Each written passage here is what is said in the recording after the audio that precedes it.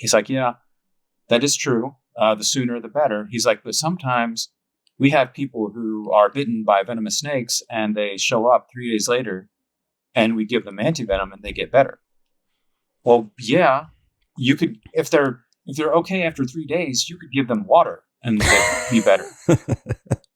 I mean, so I said, no, I don't want antivenom. The big difference I always try to tell people is if I'm in the U.S. and I'm trespassing on somebody's property, you're likely to get a gun pulled on you and told to leave. You know, get off my property or I'll, shoot you. Yeah. In China, if you are caught on somebody else's property, they are more likely to invite you in to have tea. And if it's around a mealtime, they're going to tell you to come for lunch or stay for dinner. Well, that's insane.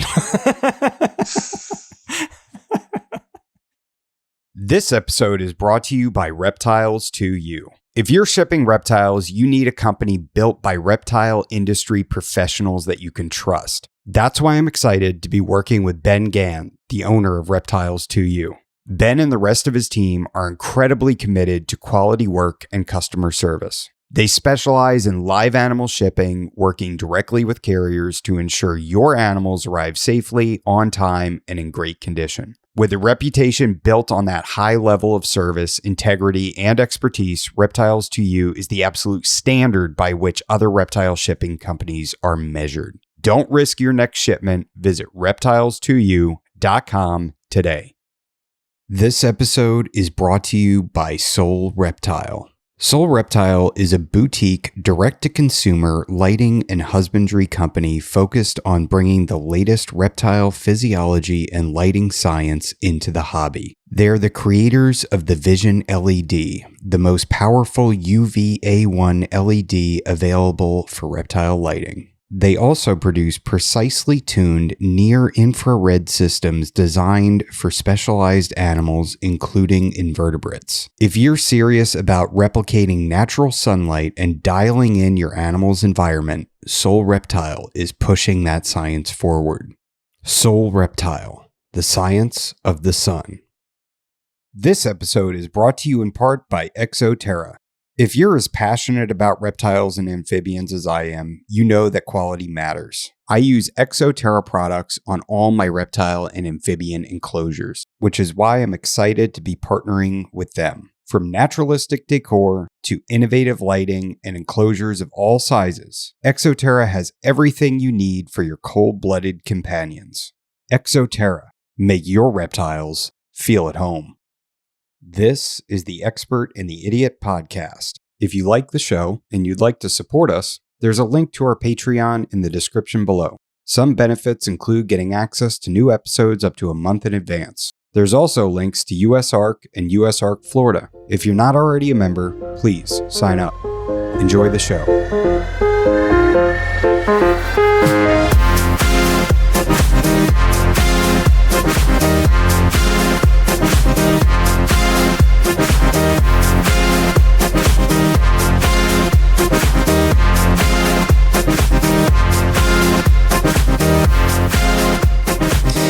All right, man. I'm super excited to get you on, Dr. Kevin Messenger. I mean, your books are absolutely epic. I need to get my hands on some, but there's people in my Patreon that have them.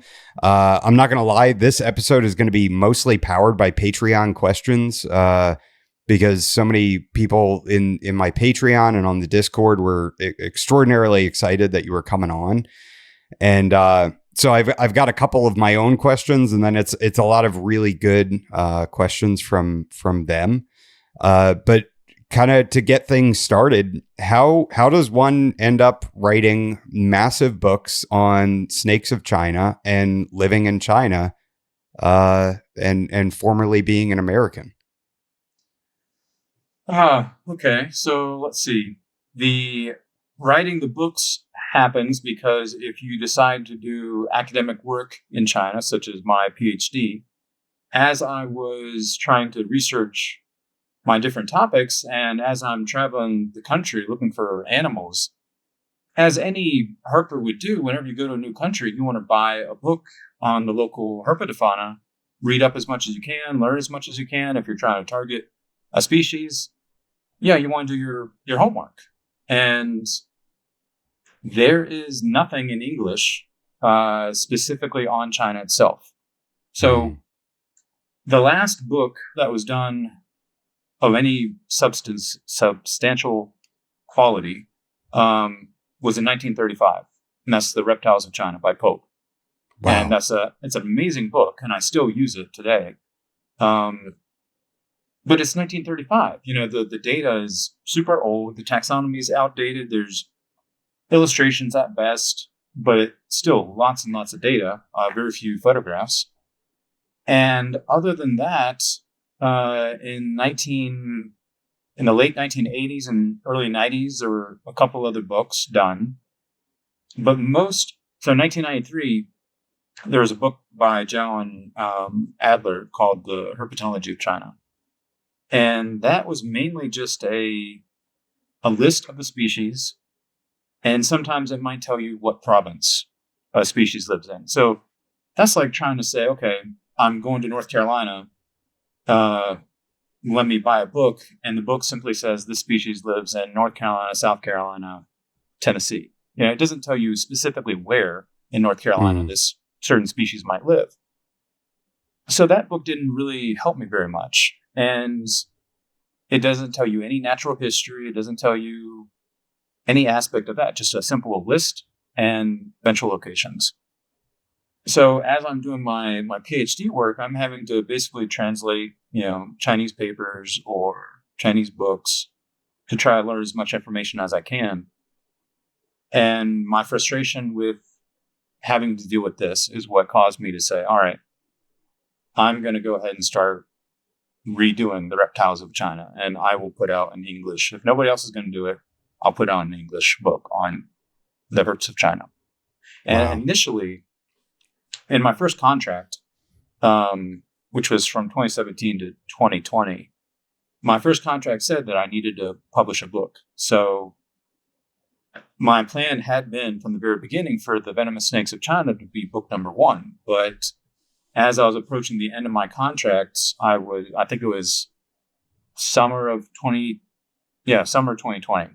So this is middle of COVID, and I'm in the U.S. at that moment because I left China in February of 2020 due to the difficulties of trying to be here on campus, and then with the expectation of just heading back to China after about a month, and the whole virus thing blew over. But of course, it didn't blow over.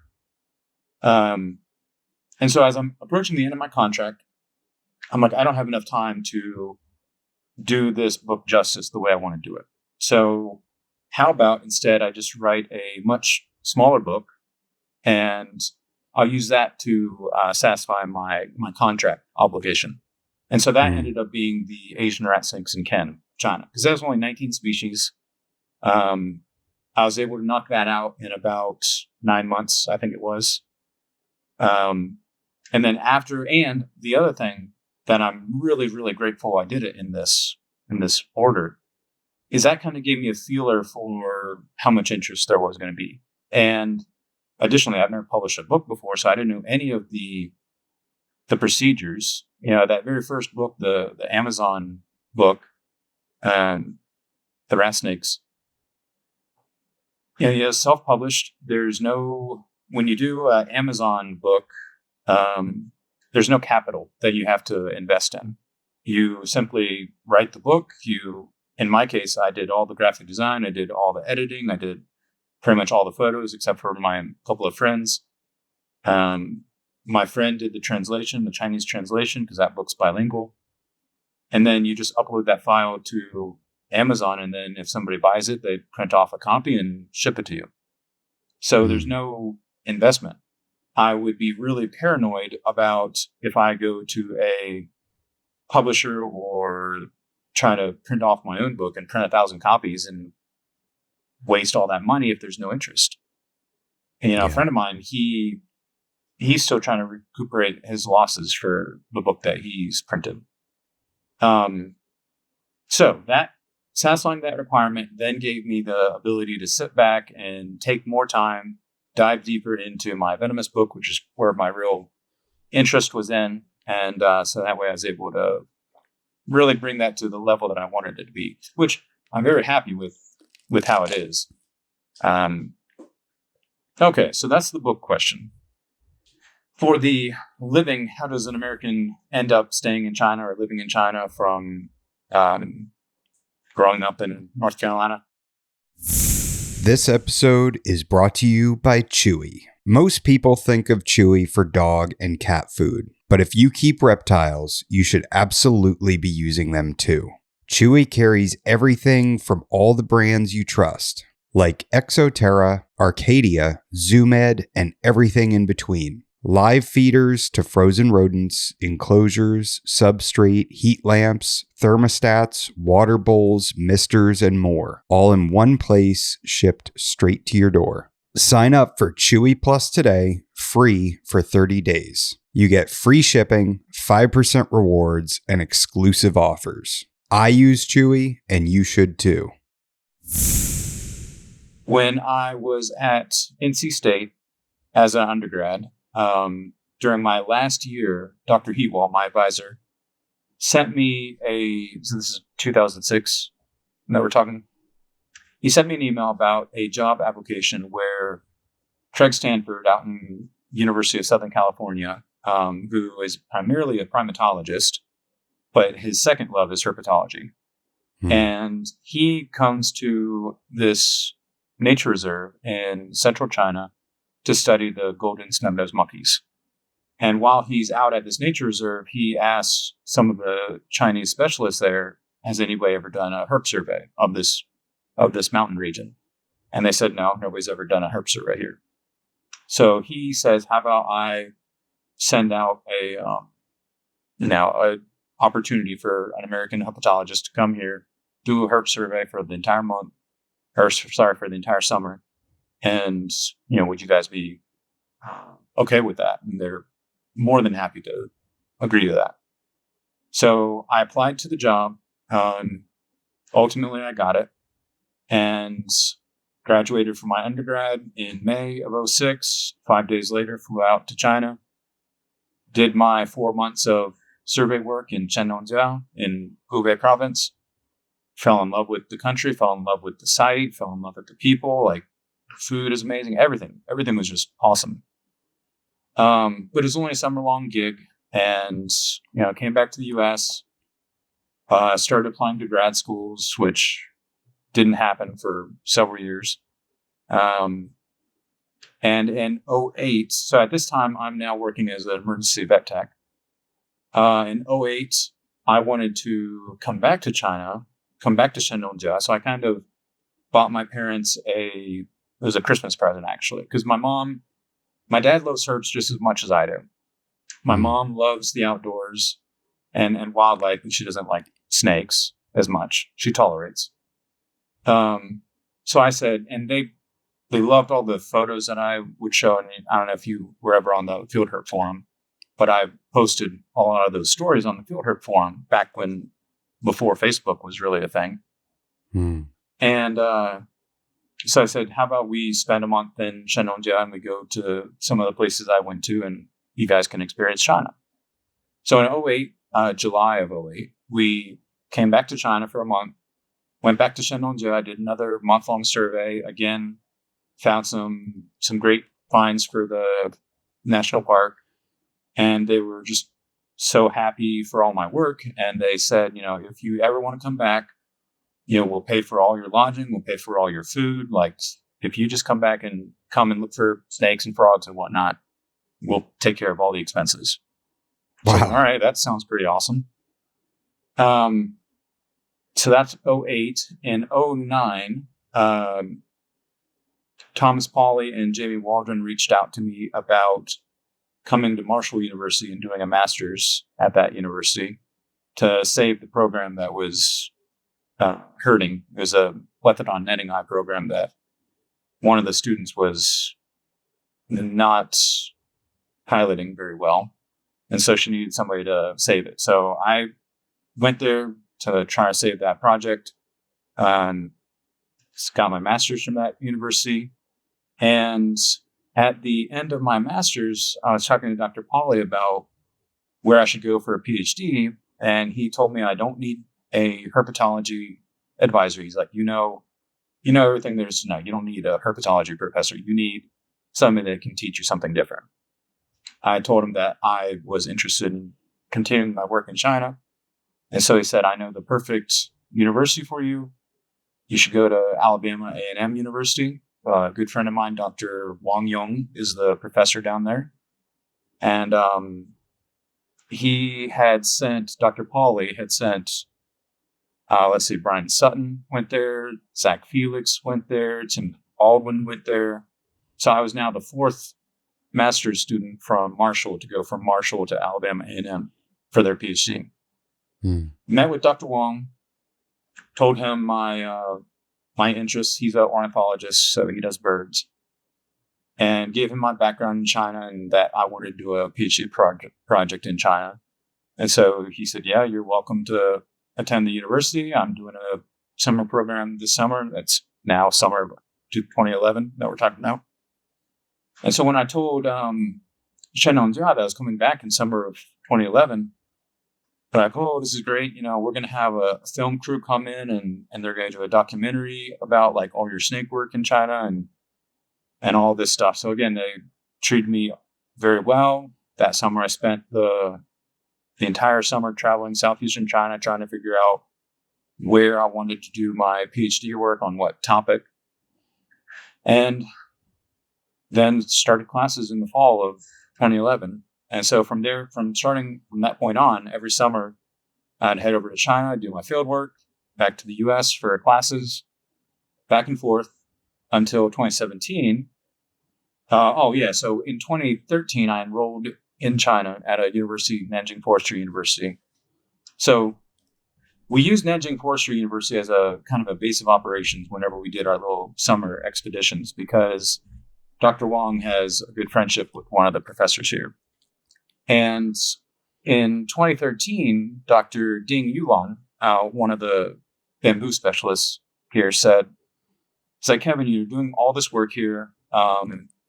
Do you have any interest in enrolling at our university as well in a PhD program? Yeah, most of your course credit from the US can transfer over. You just need to take a couple extra courses and you can graduate with a PhD from Nanjing Forestry University as well. I was like, yeah, sure, I'll go for that. So in 2013, I enrolled at Nanjing Forestry University. Fast forward to 2017, May, graduated from Alabama A&M with my PhD, flew to China. In June, graduated from Nanjing Forestry University, their PhD. Wow. And then in July, had interviews with both universities. Both of them offered me a professorship, but the China offer was way better. So I accepted the China job. And in fall of 2017, started my career. Wow. So now it can't. So, all right. If they had offered you the same amount or more here in America, do you think you would have taken the professor job here in America? No. Or do you think that, because it seems like you have an immense love for China? Yes. No. It would have been very difficult to convince me to accept the position. Like, the U.S. was offering me double of the China position. Oh, wow. But the thing is, when you factor in, I had this massive Excel sheet factoring all the different costs of living. And so even though the U.S. was offering me double pay, when you factor in cost of living, I was making more in China than I would be in the U.S. Wow. So that's only a slim part of it. So it wasn't just the money thing. The most important thing is everything's been done in China, in the U.S. as far as herpetology goes. Essentially, like there's no undiscovered land that we haven't already covered. I'm from North Carolina. Are you from Florida originally, or somewhere else? Yes. Okay. So when I was growing up in North Carolina, herping with my college friends, we would get excited over like a new county record. Like, oh, let's go to this county and try to find a new record in this county. Mm. China's still at the level where you're not even sure what species are present in certain provinces. So not only are we not at like new county record levels, but we're still at new provincial levels. There's still so much basic herpetology work that needs to be done. So there's just so much work to do. It's a wide open field for herpetologists here. Whereas in the US, you have to be very, very niche in whatever you're doing, whatever aspect of behavior ecology or something else. I like exploration. I like trying to find new places. I like going to places that nobody's ever been to. Nobody knows what's there. I like, flipping over a rock and possibly seeing something that I don't even know what it is. Wow. That's what I like to do. So a lot of my work is going to these new locations and doing surveys and just discovering what is actually there. Not only that, but also the workload. Like every professor I know of in the US is drowned in work. Like it's high stress. They never seem to be very happy. It's just work. When I did the interview for the Alabama school, they told me that I would be working, probably have class Monday, Wednesday, Friday, and that I should expect to show up on the weekends. I said, okay, well, during the summers, can I still go to China and do my research? I'm like, oh, no, you'll be teaching summer classes. You won't have time for any research over in China. Mm. So they're basically, sealing the fate of a big no from me. And yeah, in China, no, the stress is almost zero. My workload is very relaxed. I have roughly 7 to 8 months off a year to do my own, thing. I mean, so like spring semester is 2 months. So I work March and April, and then I'm off May, June, July, August. And then I work September, October, and then I'm off November, December, January, February. Wow. So that's bananas, man. For me, it's more about personal free time.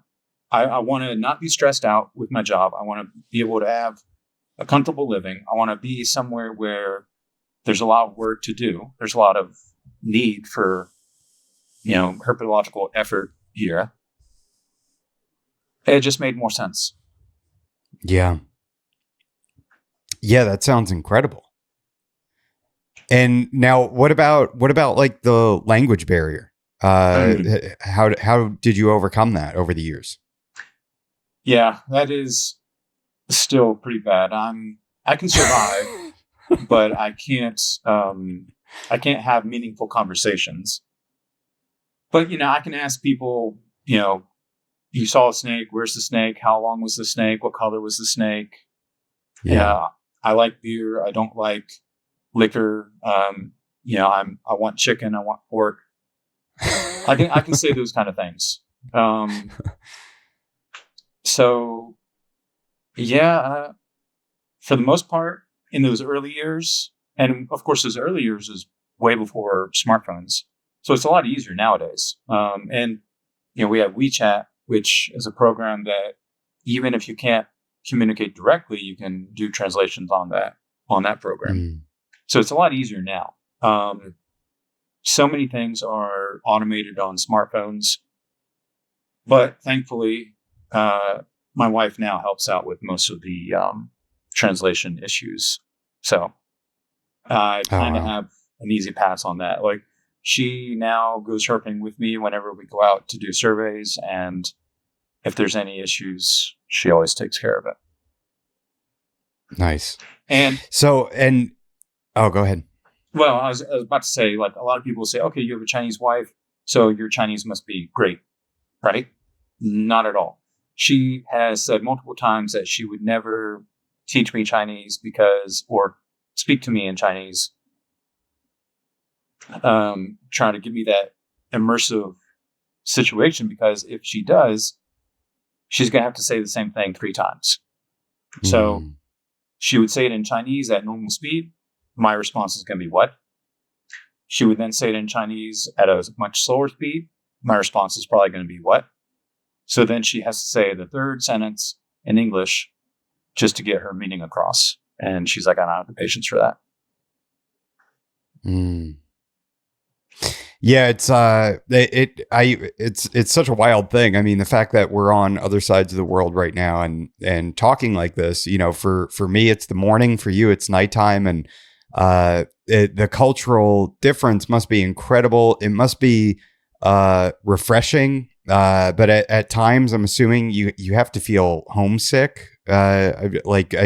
I'm just trying to imagine how I would feel. But you've been there for so long, for so many years now, that I'm sure it just feels like home.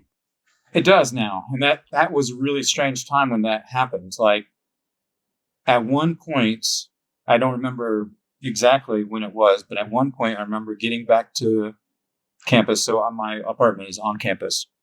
I remember getting back to campus, opening, my door to the apartment and feeling like, oh, I'm home. And yeah, for the longest amount of time, China always felt like a visiting location. And then whenever I go back to the US, so prior to being married, I would always head back to the US, from basically Thanksgiving until March. And then come back, when classes start in March, and then leave when classes were over in October. And so it still felt like the US was home, but now the US feels like I'm visiting the US, and it feels like whenever I come back to China, I'm home.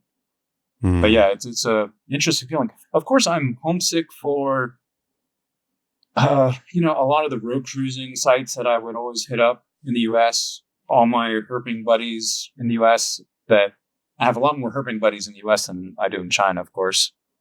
I'm homesick for that. I'm homesick for a lot of the easy to access places that we have in the US, like going out camping. That's something you don't really do very much here in China, but in the US, in my single days, my buddies and I would go down the sandhills, camp out for the weekend, go to the mountains, camp out for the weekend, road cruise, of course, go to Arizona for the monsoon season, just sleep on the ground. I miss those trips. That's what I'm homesick for primarily.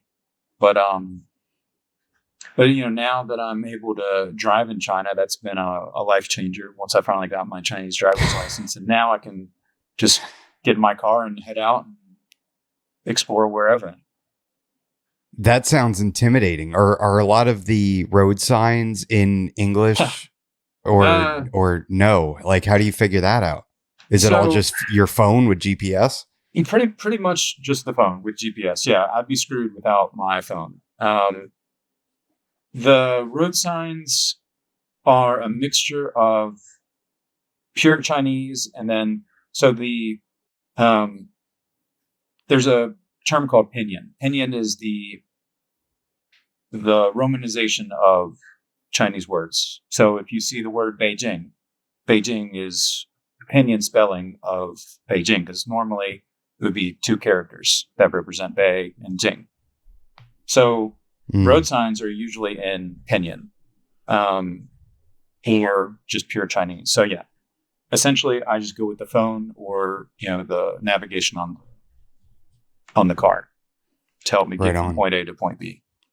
But as far as like other things go, it's very just common sense. Like, it is kind of chaotic. My sister came to China for the first time maybe 2 months ago now.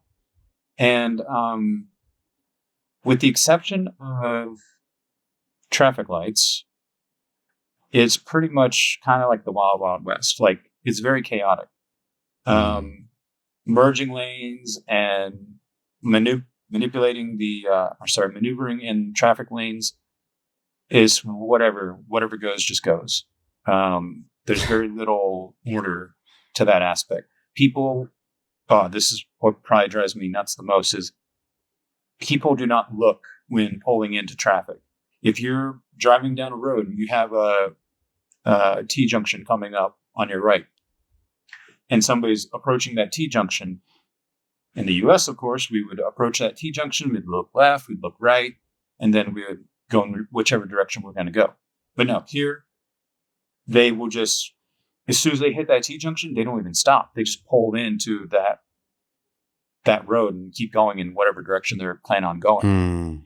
So, and Daisy just got her driver's license this year. That's my wife. And there's been a couple of times where I've noticed her doing the same thing. So we'd approach a T-junction or a merging lane or anything like that, and she just kind of goes in. I'm like, I didn't see you look left. Like, did you look left? And she'll be like, yeah, I looked left. But like, that's everybody else's job to watch out. Yeah, it seems like that. I mean, there are very few accidents. So it seems almost like, this, everybody grows up with this defensive driving instinct. Yeah. As opposed to the US where, we trust the law and order more than just being a defensive driver. Yeah, I follow some motorcycle accounts that are over there in Asia. I'm not generally aware of where they are. There's a couple different accounts of like custom motorcycles and everything, and just seeing those guys take the bikes out into the traffic is absolute chaos, and it's terrifying. Like, it makes my hair stand up. Yeah. Yeah, my sister she's a high stress individual, and she thought the driving was the traffic was pretty stressful. Me, I guess now that I'm used to it, I don't like when I remember in the early days. So Shenandoah is that place where in the mountains I did my first survey. So imagine the mountains of North Carolina. Basically, Shenandoah is very, very similar to the Appalachian Mountains. And there's actually a book called the chapters, the Carolina and China Connection. I don't remember the name of the book. Let me see. China Carolina Connection. That's just a single chapter in the book. But if you were basically transported from one location to the other without, being aware of it, you wouldn't really be able to tell the difference. Like, China has mountain laurel and it has rhododendron and all these same plants that are only in these two locations. I'll find it later. But so you're in this mountainous road, and in the early days, of course, I was always using a taxi or a bus or something like that. And these drivers, they'll easily pass somebody on a curve. Like, that's something you never do in the US. Like, you're on this mountain curve and you're passing someone. And they just do it like it's nothing. And of course, for the most part, when you think of right of way, here in China, it's just the bigger car. The bigger car is the right of way. Yeah. It doesn't matter if you're doing whatever correct. If you're smaller than that other thing, you get out of the way.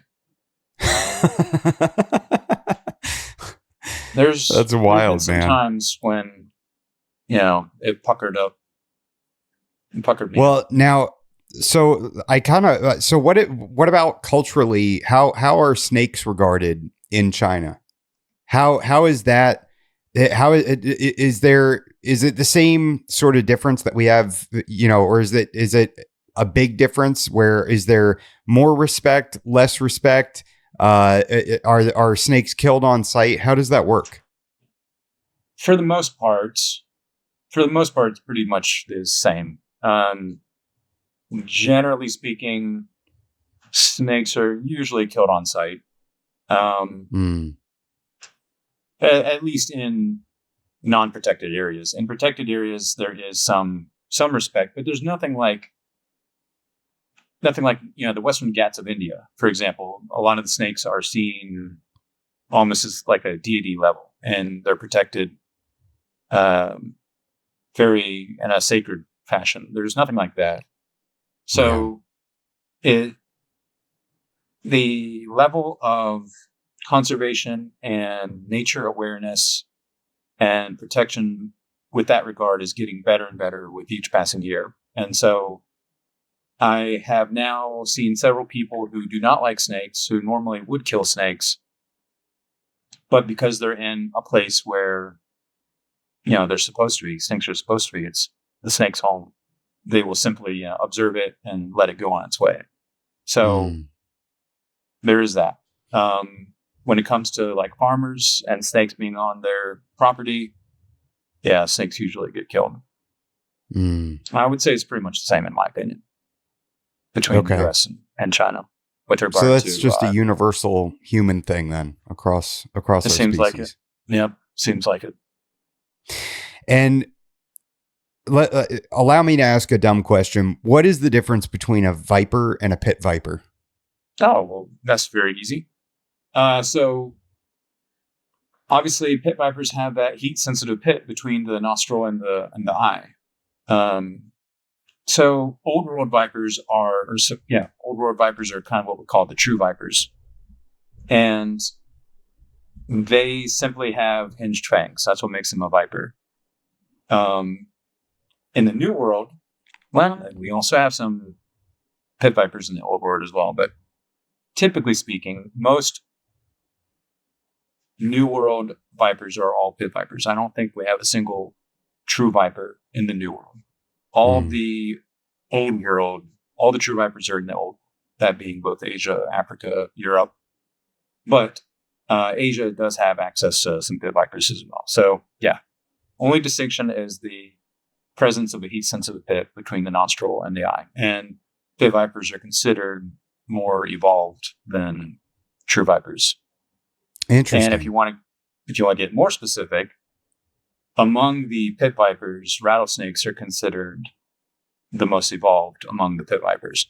I think rattlesnakes, again, I'm not 100% sure on this, and this little factoid I'm pulling out of my brain came from probably 20 years ago. I think rattlesnakes kind of evolved around 5 million years ago, which, of course, geologically speaking, that's pretty recent. Okay. Interesting. Now, what about cobras? Why are king cobras not true cobras?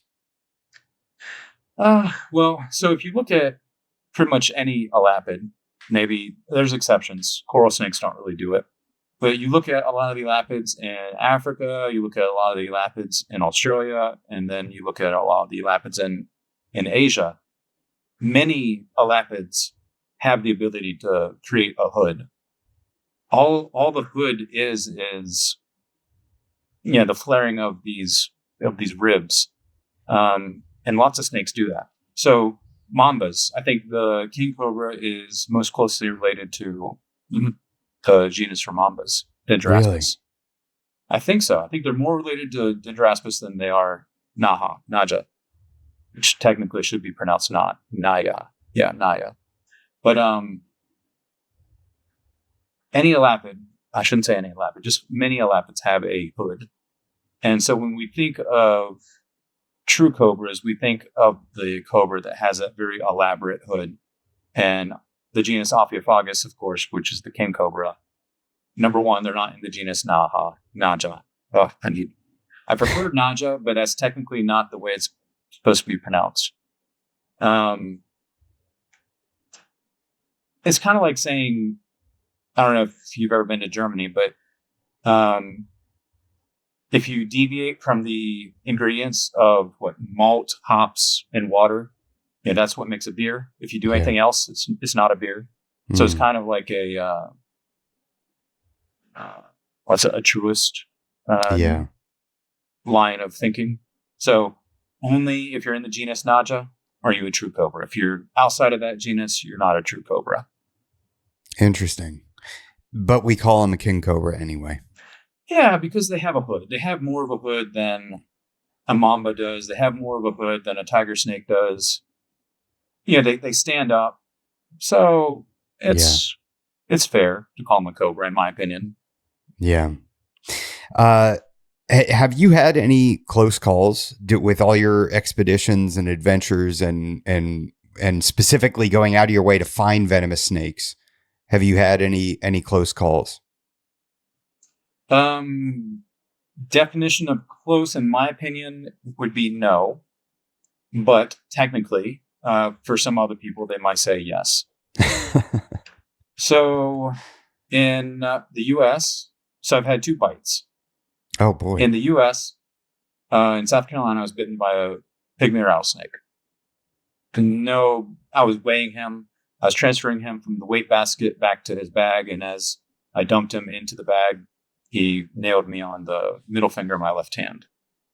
And that was about as bad as maybe a bee sting. Like 3 days later, you never even know I was ever bitten. Wow. Fire ants hurt more than that. So nothing on him, really. But the other one in 2012, May of 2012, we're in Shenongjia again, my favorite place. And my Chinese friends were walking in my favorite field site, Pingqian. My friends are in front of me, and this specific location has a very dense population of Jordan's pit vipers, Parabothrop jordani. And my friend in front of me, he yells out this little whooping sound that I know means he's afraid. He saw a snake and he's afraid of snakes. So he yells and he runs away. Of course, to me, I know that means snake. So I run up to where he was. And there's this big rock pile, which is where this type of species likes to hang out. And I see the tail half of the snake disappearing into the rock pile. And just like I had done with, 90 other Jordani, my intention was to grab the tail to prevent it from continuing down the rock pile, and then get my hook out and slowly back it out and show it to my intern. So I run towards the rock pile, reach down to grab the tail. As soon as I grab the tail, I see a flash of snake come out from the rock. Oh no. Realizing what he did. So instead of going down into the rock pile, he went kind of around the perimeter of that upper rock and then kept his head towards the hole. So as he's pulling his tail in, his head is right there at the entrance of that hole. So I see the flash, I jerk back, flip that top rack, pin him, and show him to my intern. I'm like, okay, so here's a pair of both trucks, Jordani. You probably want to take some pictures. And he's like, that's all nice and all, but did he bite you? I was like, no, he didn't bite me. And Evo was my intern. He's like, isn't that blood on your knuckle there? And I look at my knuckle. I was like, oh shit. I was like, I guess he did bite me. Like, I thought I jerked back fast enough that he didn't get me, but I was like, yeah, okay, he did bite me. So I'm going to put him down. You take your pictures and let's see if it's a dry bite or not, because there's definitely no sensation at this point. Wow. So put the snake down, and within about 5 minutes, I feel a sensation run down my chest, almost like a flush sensation. And so I tell him, all right, it's not a dry bite, so let's go ahead and start heading back to the car, and see how this goes. It's not a fatal species, so I'm not that worried. As we start to walk back to the car, I feel drunk or like I'm dreaming. So I need assistance in walking. Like I'm stumbling. So I have my arm around my friend's shoulder, and my speech is slurring. And the walk to the car is about a 10-minute walk. We get to the car, I lay down in the back, and my Chinese friends start tying a tourniquet on my arm. I untie it. They tie it again. I untie it again. I tell them no, like, you need to take off anything constricting. We all load up into the car and we start driving to the closest hospital, which in my mind, I thought it was going to be, so Muyu is the name of the big town. And from Pingqian to Muyu is about a 3-hour drive. And in Muyu, there's a tiny, tiny little hospital. Some people wouldn't even call it a hospital. So for about 30 to 45 minutes after being bitten, I'm kind of in this dreamlike state, this drunken-like state where I can't really focus, I guess. And after about 30 to 40 minutes, 45 minutes, I kind of like wake up and I'm back to being lucid and I'm like, all right. Yeah, I look at my hands. Everything feels fine. There's still no pain. I tell them, all right, let's, turn around and go back because, we're burning daylight. There's more snakes to catch. And they're like, no. We're driving you to Xingshan, which is another hour beyond Muyu. I was like, I don't need to go there. I was like, if you guys insist, let's go to Muyu, to their hospital. And like, no, Muyu hospital is too small. We're going to drive you to Xingshan. And if they don't have the medicine to save you, we're going to drive you to Yichang, which from Xingshan to Yichang, that's another 5 hours. And then if Yichang doesn't have the medicine to save you, we're going to drive you to Wuhan. So from Yichang to Wuhan is like an 8-hour drive. Wow. And then they're like, if Wuhan doesn't have the medicine to save you, we're going to fly you to Beijing. And I'm like, guys, you guys are blowing this way out of proportion. I was like, just give me some orange juice or some water and I'll be fine. But they wouldn't listen to me. So we get to Xingshan Hospital. This is now about 4 hours after the bite. I have to tell the doctor how to treat me. Again, I mentioned I was emergency vet tech for 2 years before I did grad school.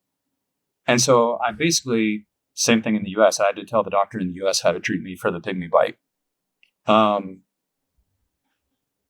So I told them how we would treat a copperhead bite in the U.S., what kind of meds we give dogs. And so for this Chinese doctor who knew zero English, I told him the kind of meds I need. I need prednisone. I need just some IV fluids, prednisone.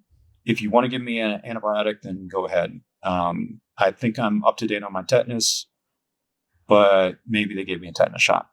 The only thing I did not want them to give me was antivenom. And thankfully, they said, we don't have any antivenom. Sorry. Like, don't be sorry. I'm happy for that. They did give me some traditional snakebite medicine, which pretty much, I think it was like the first thing they gave me. So they brought out these pills. They had me eat 10 of them. And then they took the rest of the pills, they crushed them up into a powder. They added some either water or saline to it and made it into a paste. And then they slathered it all over my arm. And I was like, fine, I don't care. As long as it's not antivenom, you can do whatever you want. That night, spent the night. So, we arrived there, I don't know, 7 o'clock maybe at night. Next morning, 7 a.m., they're like, okay, we're going to take you to Yichang because, our hospital doesn't have the medicine to save you. They still think my life is in danger. And I'm like, whatever, fine. So we get on a taxi or on a bus and drive 5 hours to Yichang, show up at Yichang. It's now been 24 hours after the bite. And did you, by chance, ever read any of the Field Herp Forum posts? No. Are you aware of those things? Okay. I'm aware, but I haven't read them. I'll have to send you the link to the snakebite post because... Oh, that would be great. There's a bit too much detail that, we could talk for a lot longer on these little nuanced details. But can I ask why you didn't want antivenom? Because the species isn't fatal. So same thing with the pygmy rattlesnake bite in the U.S. When I told the doctor I was bitten by a pygmy rattlesnake, he's like, oh, you need antivenom. I said, no. You just give me prednisone and IV fluids. Like if the species is not a fatal threat, or I don't have a risk of losing a finger or a hand or an appendage, then you don't do antivenom. You save antivenom for life-threatening cases because let's pretend one of my friends in Raleigh, he made the mistake of getting antivenom for a baby copperhead. And his antivenom was also delivered like 10 hours after the bite. So say you get bit by a baby copperhead, you get bit by a pygmy, they give you antivenom. Fine. You have now taken antivenom. The snake bite, which I told you before, the pygmy was like a bee sting or maybe 2 bee stings. Yeah. Now, let's pretend next year I get bit by a sharp-nosed viper, which is like cottonmouth on steroids, which is a fatal species. Now, when they go to test me for the antivenom, because my exposure before I have a higher chance of being allergic to antivenom. So the more you're exposed to antivenom, the greater your chances of developing an allergic response to antivenom. So when you actually need it to save your life, you now might be allergic to it. Wow. So you're trying to save it for when you really need it. Yeah. So if I were ever bitten by anything that has the potential to kill me, I would take antivenom. Did you lose any tissue from the pygmy bite? No. Do you think it was a dry bite or no, do they? It definitely was not a dry bite. Like my hand, have you ever been bit by a cat? Sure. Okay. Like a real cat bite, like a deep puncture. Like cat bites are bad. Cat bites are nasty. Yeah. Okay. So my hand looked like a cat bite from the pygmy.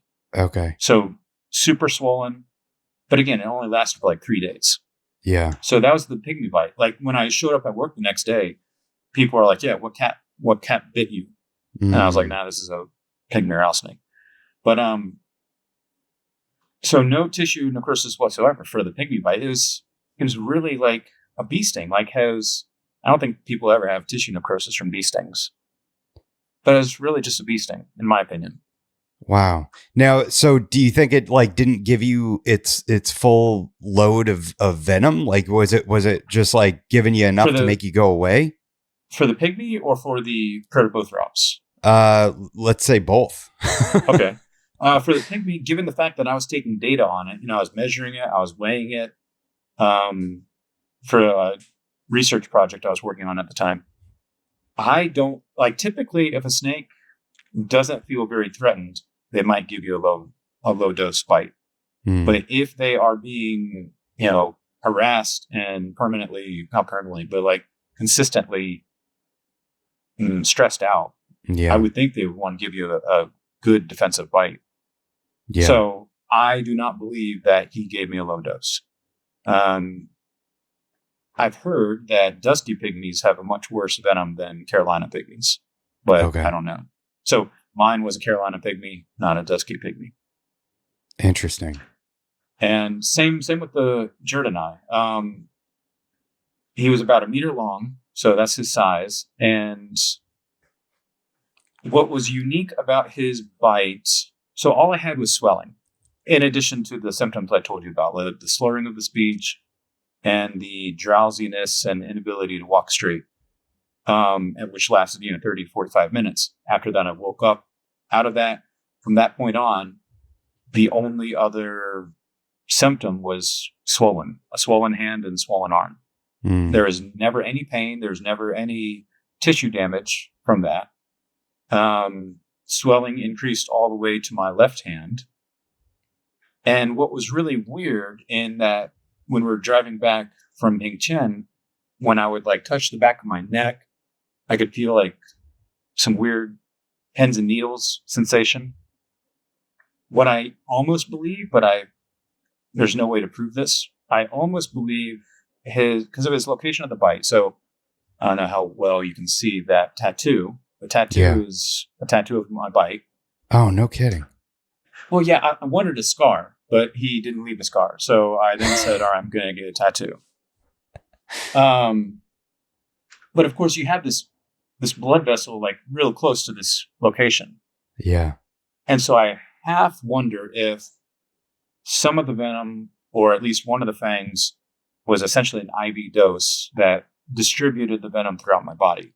Because I wouldn't think that my left hand would have a reaction if all of the venom was concentrated in my right hand. Yeah. And I also had some sensation in my ankles as well. Some pins and needles sensation. So I kind of wonder if it was an IV dose, or at least one of the fangs was an IV dose. And so therefore it distributed the venom throughout my body as opposed to concentrating all the damage in one small location, being my head. Additionally, the simple fact that there's never any pain lends me to believe that at least this population of Jordani might be more neurotoxic than hemotoxic. And that might attribute my slurring of the speech and my inability to walk straight and my, the way I was feeling, kind of drunken, like I'm walking drunk. But there was never any pain. And throughout the entire procedure, there's never any pain for all the days I recuperated. And so here's the other thing to continue on with the new hospital now. So now we're 24 hours after the bite and show up at Yichang. And after finally getting in to see the doctor, he said, okay, we're going to give you antivenom. And so this doctor knew some English, thankfully. And I was like, no, I don't want antivenom. And he's like, well, why not? And I said, well, for one, it's been 24 hours now after the bite. The venom has been absorbed in my body and it's no longer active. Like my body's now responding to the venom. So if you were to give me antivenom right now, there's not going to be it's not going to do anything. And he's like, I said, to be effective, usually antivenom needs to be given within the first 3 to 6 hours. He's like, yeah, that is true. The sooner, the better. He's like, but sometimes we have people who are bitten by venomous snakes and they show up 3 days later and we give them antivenom and they get better. Well, yeah, you could, if they're okay after 3 days, you could give them water and they'd be better. I mean, so I said, no, I don't want antivenom. But and he made me sign a waiver going against doctor advice. Yeah, fine, I'll sign your waiver. But I said, just out of curiosity, could you show me the antivenom that you would give me? Yeah, sure. So he brings out a bottle and it's labeled Echistrodon antivenom, which, Echistrodon is the genus for cowperas and cottonmouths. And back in the day, it was also the genus for what's now Gloideus, the Mamushi vipers. So obviously it's referring to Gloideus. But it's also says it's derived from horses. And at least in the US, we stopped using horse-derived antivenom, I think in like the 1980s. Because, again, so now in the US, we use sheep-derived antivenom. Just like people who have allergies to latex, you use sheepskin. Interesting. Sheepskin condoms. So sheeps have a much less chance of causing an allergic reaction in humans. So we use sheep-derived antivenom. Pretty much everywhere else uses horses because horses generate a lot more products. But you have a more likely chance of having an allergic reaction to horse-derived antivenom than sheep-derived. So either way, it's the wrong genus of snake. It's from horses, and it's 24 hours after being bitten. There's absolutely no reason whatsoever I should take that antivenom. So just like the doctor in the US, I told him, give me some prednisone, give me some IV fluids, give me some DMSO, and all I need is time. Wow. And he agreed to it. And I spent one complete day in the hospital, half of day one complete day, half of day 3. And then I walked out because I had a conference to attend. So I said, the nurse took me out to dinner on one of those nights. And she's like, so what's your plans these days? And I was like, well, I have a conference I need to get to. And she's like, oh no, you need to stay here for like 10 days for the treatment. I was like, no way in hell. You're like, I caught a nice buzz off of this. That's it. I was like, no, I have this conference. I need to leave like the day after tomorrow.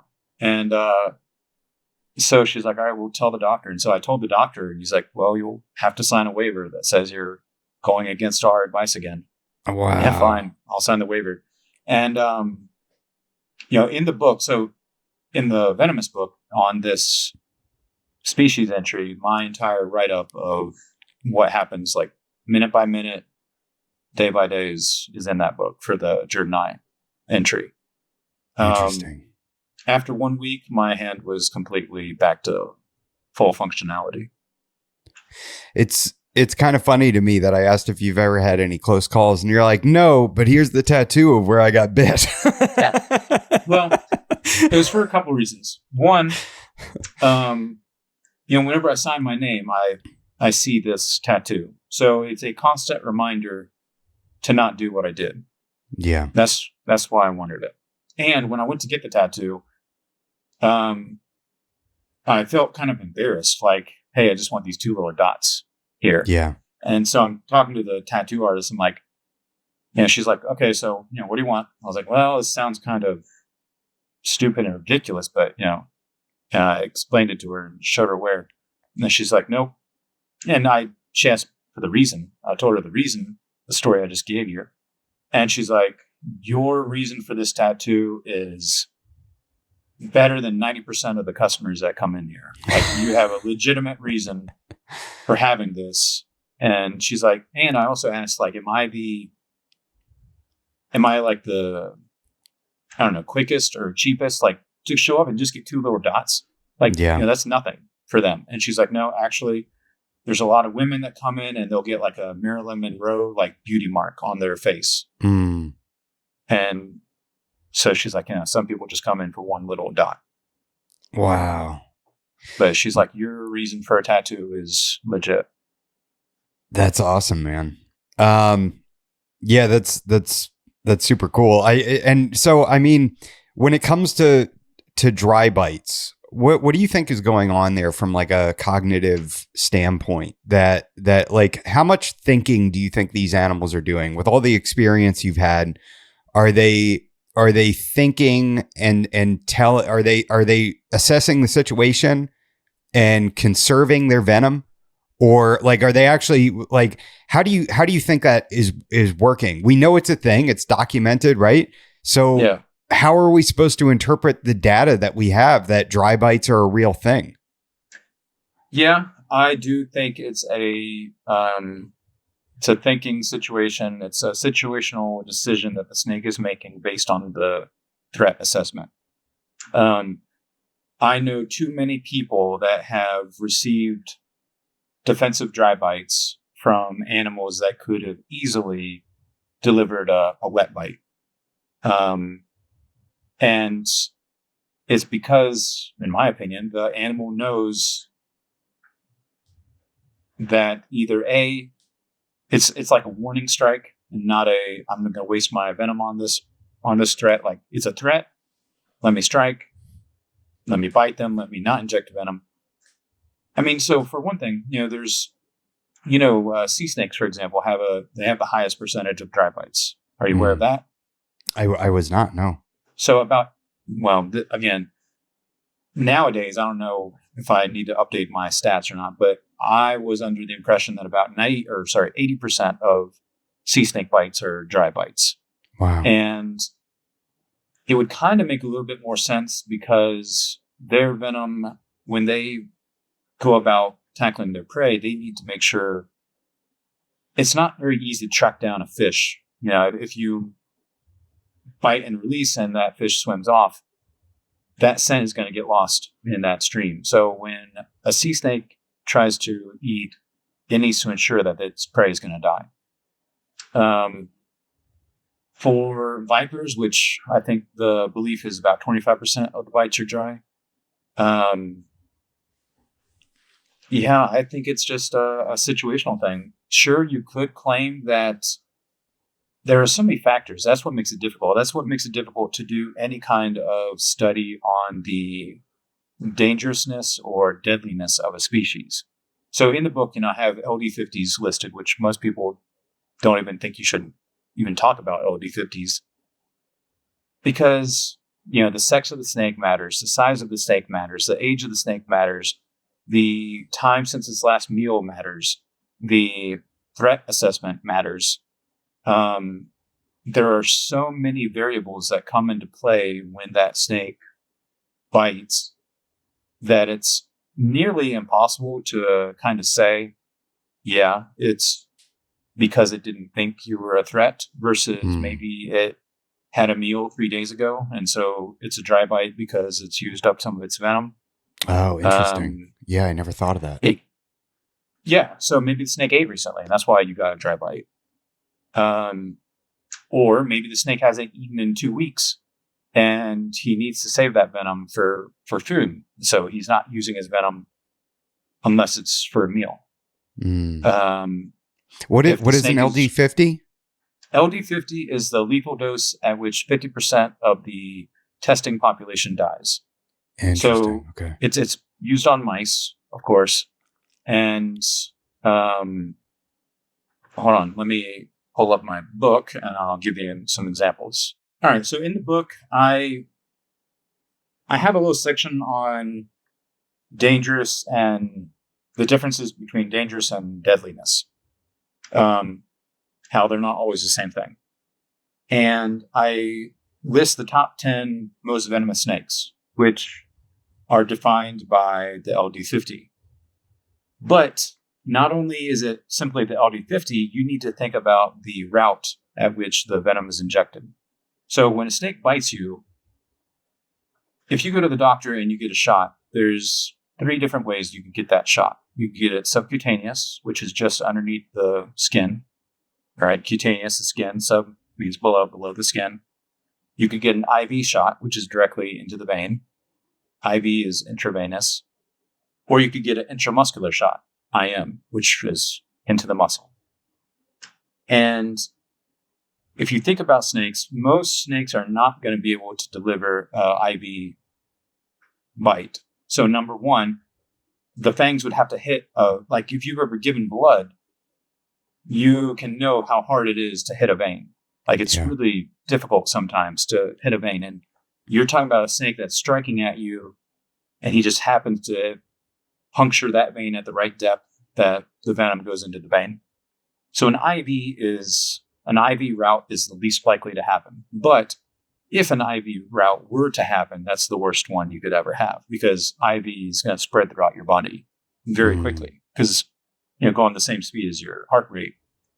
An IM, intramuscular, that's not very likely either because unless you're a gaboon viper, your fangs aren't really long enough to actually penetrate muscle tissue. So the most likely route for a bite is subcutaneous, which is just below the skin, basically. And for sub-Q route, number 1, most venomous species is the inland taipan. Which the fierce snake, which a lot of people we've known for a long time, and its LD50 is 0.01 milligrams per kilogram. So the average adult male, 6 foot, is I think 80 kilograms. So whatever 0.01 times 80 comes out to, what's that? 8 milligrams. But the average yield in a given bite from the snake is 217 milligrams. And it only needs 8 milligrams to kill you. Golly. And so, you can go down this list and, brown snake is number 2 at 0.3.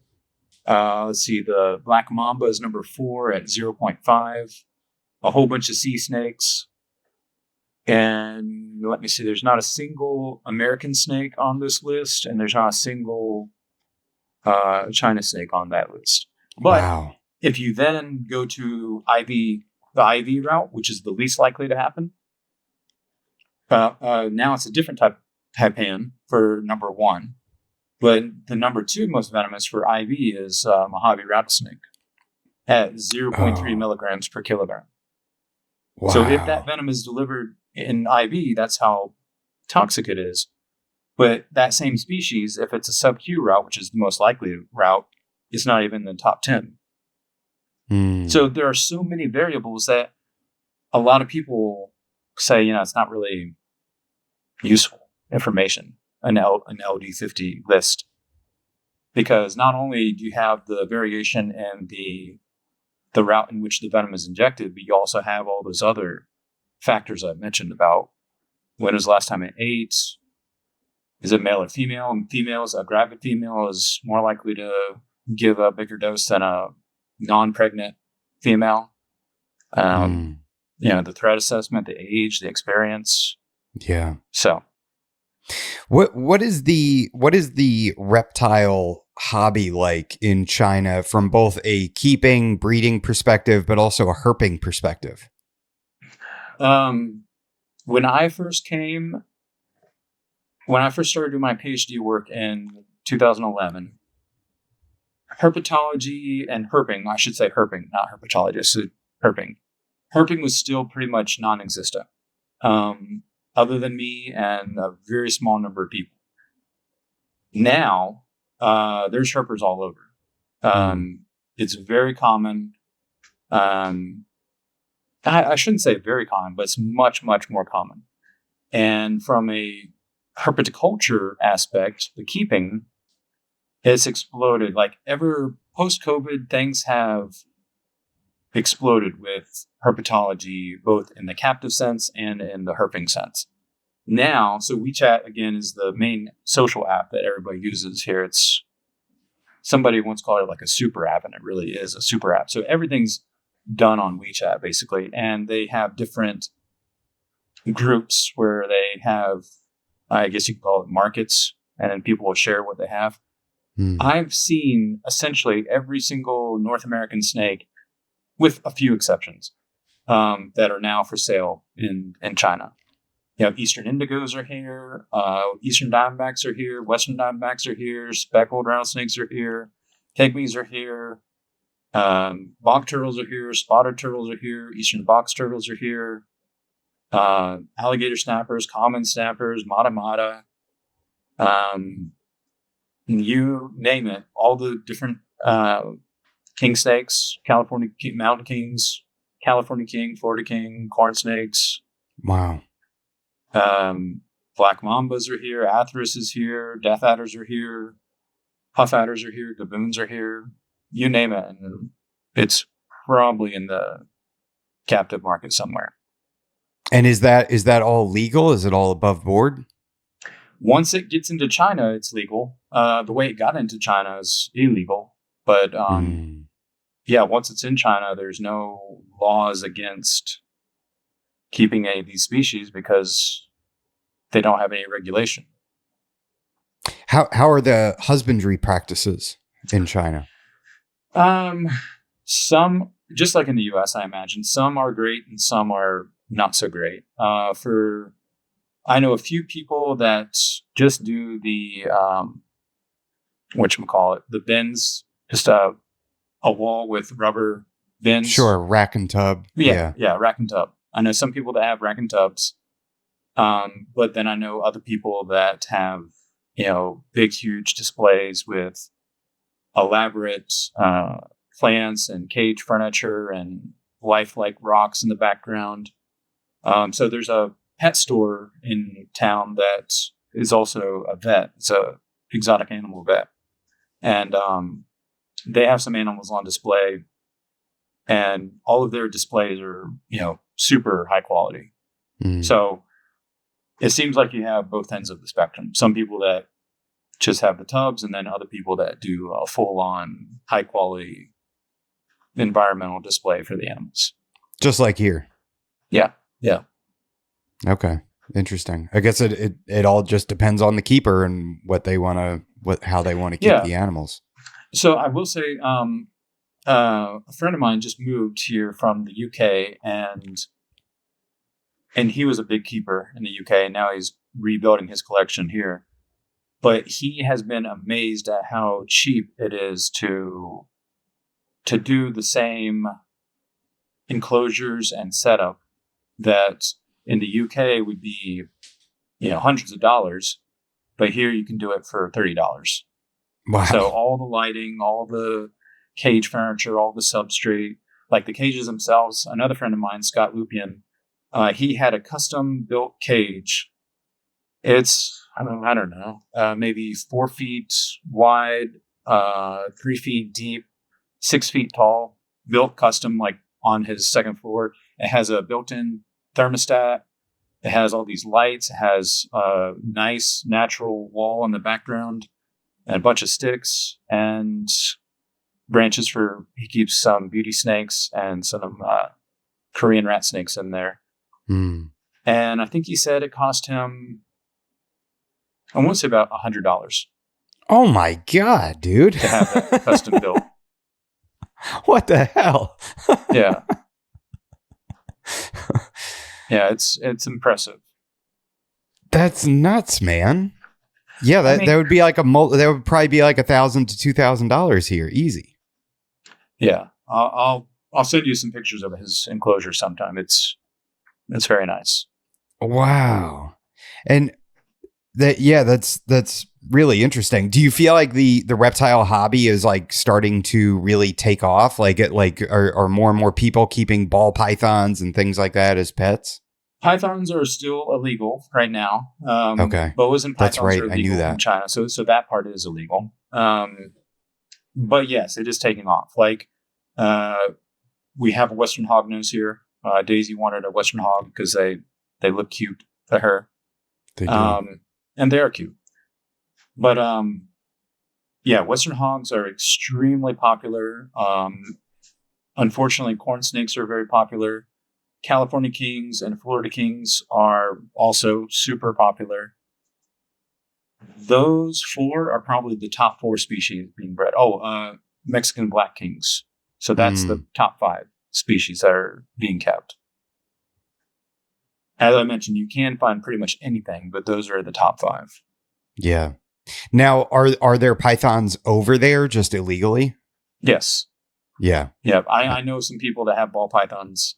And what a lot of these people are kind of waiting for is for laws to change. And when those Sure. laws do change, those people already have a massive collection ready to sell, basically. Wow. And is there the possibility of those laws changing? Do you hear about that? Yeah, it was actually rumored that in this year, at least some pythons, I think ball python and boa constrictors were going to be considered legal, but I haven't Wow. heard. I all of these captive rules, I rely on Chinese friends to tell me. I don't have my finger on the pulse, so to speak, on that. Sure. Man, let me get into some more of the questions here. This is another one I had for you. What makes a rat snake a rat snake? Ironic, so a friend of mine actually asked me this yesterday because I told him about your book and the rat snakes is in the title, and he's like, "What's a rat snake?" I mean, he's like, "What makes a rat snake a rat snake?" And I was like, "Well, they're colubrids, and they're not water snakes, Yeah. and that's really all I had." Yeah. So it's kind of, subjective, of course, but my inspiration for doing the rat snake book, back in the 1990s, there was a book called A Hobbyist Guide to a Elafian Ken. And in that book, and so I was, in my early teens at that time, and I looked through that book and they had all members of Elafi, which at the time, that was pretty much all the Asian rat snakes, all the European rat snakes, and all the North American rat snakes were all in the genus Elafi. Mandarin rat snake was Elafi mandarinus. The Mollendorf's rat snake was Elafi mollendorfi. Now, of course, all of that's changed. North American Elafi got changed to Pantherophis. European Elafi are still Elafi, and then Asian. There's still plenty of Asian Elafi, but what was once one genus is now broken up into several different genera. And one of the criticisms I actually had for that rat snake book was they're like, well, if this is called the rat snakes of Greater China, where's the Indo-Chinese rat snake and the common rat snake and all of these others that by common name they're called rat snake, but Indo-Chinese rat snake is Taius mucosa, for example. And if you know anything about Indo-Chinese rat snakes, so these Taius, which in some parts of the range they're called rat snakes, but these guys are more like in behavior and structure and natural history, they act more like racers and coach whips than rat snakes. So when I did my book, my interpretation was simply I wanted to redo that book from the 1990s, essentially. Elafian kin. So if you were historically a member of the genus Elafi, that is what the book was supposed to be on. Tias, the genus Tias, was never a member of Elaphii. So that's why I didn't include them. There's also a frog-eating rat snake, which a long time ago in the 1990s was Elaphii rufodorsata, and it's also called the Chinese garter snake. Its genus is, I have a hard time pronouncing that one. It's Uukatochus. Let me type it for you. Wow. And you tell me how you would. Oh, dude, I'm terrible with scientific names. Okay. So you're the man here. Okay. Well, so this rat snake, or they call it frog-eating rat snake or Chinese garter snake. Oh, by the way, there's San Francisco garter snakes here also. Really? In captivity. Yeah, in captivity here in China. Yeah, which super highly protected in the U.S. Yeah. But so this rat snake he's fully aquatic. He has live birth. It has live birth. It eats fish, frogs, and toads. And so I didn't include that one either, because when you think of rat snakes, you think of an egg-laying terrestrial species that, it's a rat snake. It climbs trees, it eats birds and rats. It's a member of Elaphii. But the frog-eating rat snake was a member of Elaphii, but again, live birth, lives in the water, eats frogs and fish. It's so far from traditional rat snakes that I didn't include that one. But again, a lot of people complain that I didn't include that. I didn't include members of Tias. So for the question of what is a rat snake, I guess, in my opinion, it was members of the genus Elaphii, former and current. But some people have a much broader definition, which would be any snake that has the common name rat snake in it, I guess. I don't agree with it, but that's what some people think. I should have included the genus Tias because their common name is rat snake. I should include the frog-eating rat snake because it was once a member of Elaphii. I should include the ones that I already have. So whenever I do the second edition of that book, which will probably be next year, it's going to have like 12 to 15 additional species in it because of all these other names that people wanted in the book. Frog-eating rat snake just sounds silly, it's a pretty snake, but yeah, I mean, rat snake that has live birth. I mean, it's just a water snake, essentially. Yeah, it sounds like Nerodia. Yeah. Interesting. I mean, imagine if somebody called Nerodia a rat snake, Yes, exactly. Yep. It would be, you'd be like, what? That's not a rat snake, Yeah. No. Oh, they even look kind of similar too. Yeah. It's a water snake. They're in the water. They never leave the water. They have live birth. It's just so different. Interesting. Yeah, that's I don't know how somebody could fault you for that. That's why I hate common names. They have their place at times, but there's another.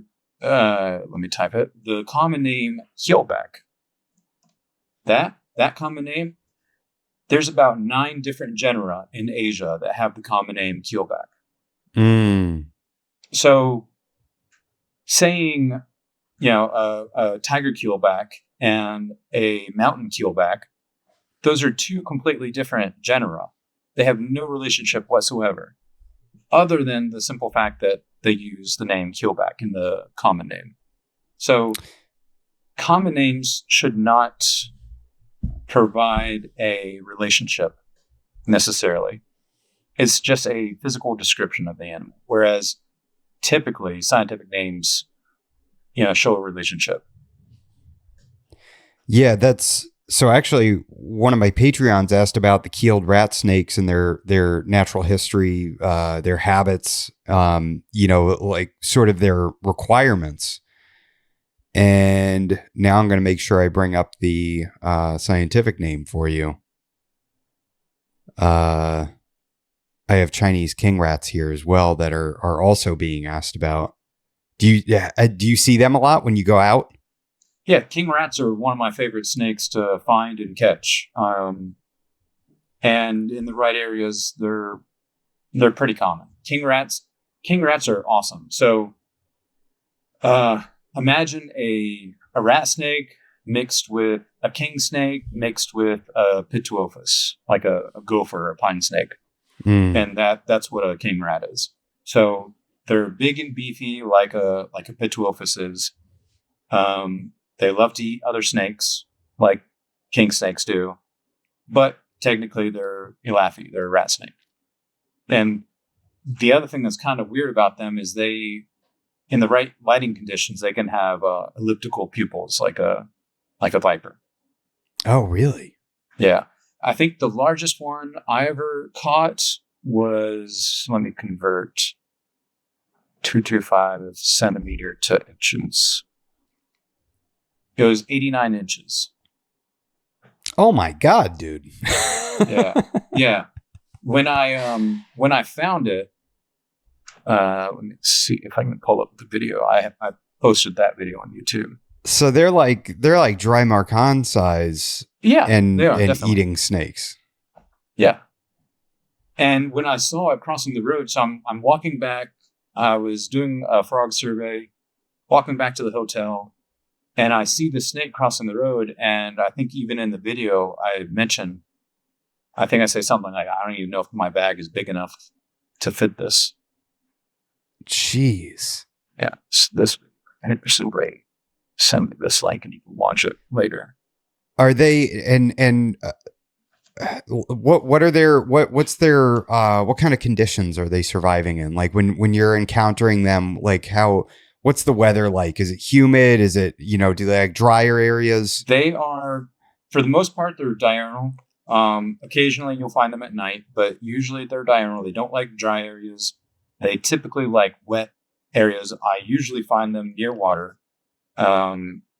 Frequently I find them, adjacent to a stream. They're almost always moving, fast, highly alert, active, lots of musk. So one of the common names of them is the stinking goddess. And that's because they have overly produced musk glands. So when they musk, they dump a lot. And most of them have a really nasty attitude. But there are some that are pretty laid back and chill.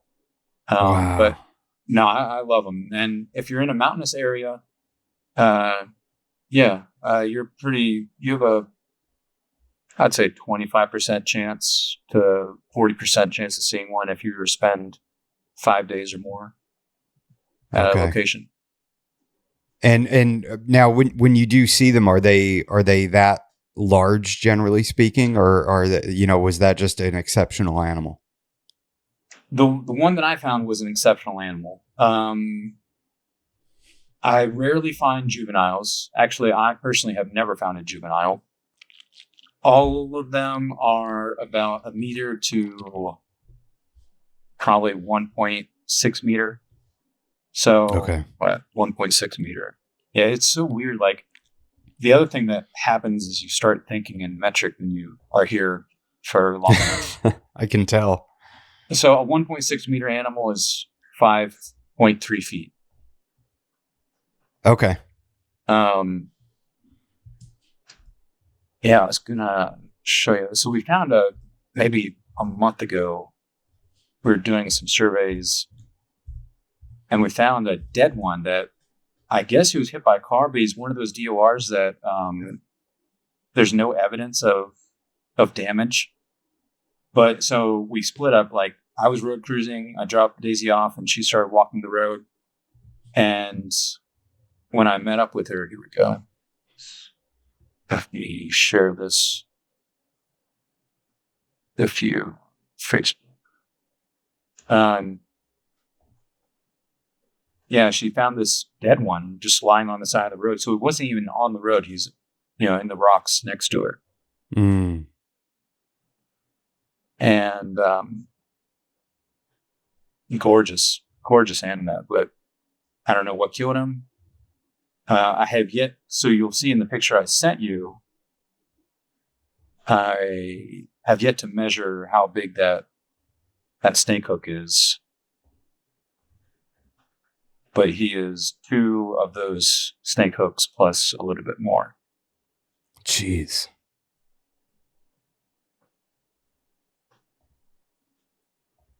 Oh, it's the Tias carinata.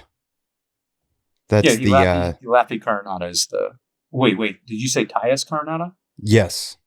Okay, Tias carinata is a completely different snake. And they don't live... Well, that's the keeled rat that I wanted to look up the scientific name. Yeah, sure, yeah. Tias carinata is the keeled rat snake. And if I recall, I think that's the longest colubrid in the world. Hmm.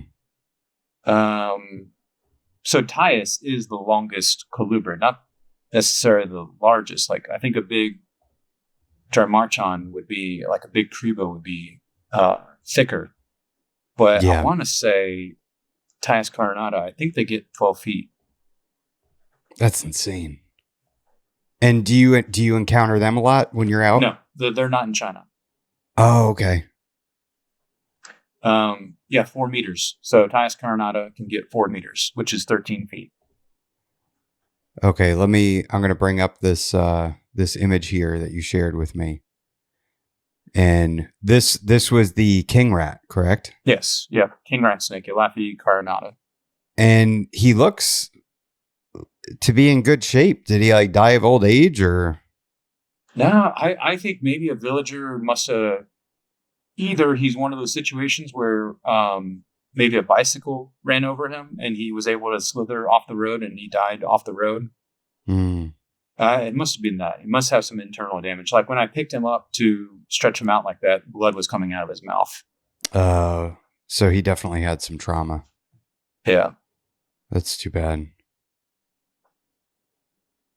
Beautiful animal and really quite large.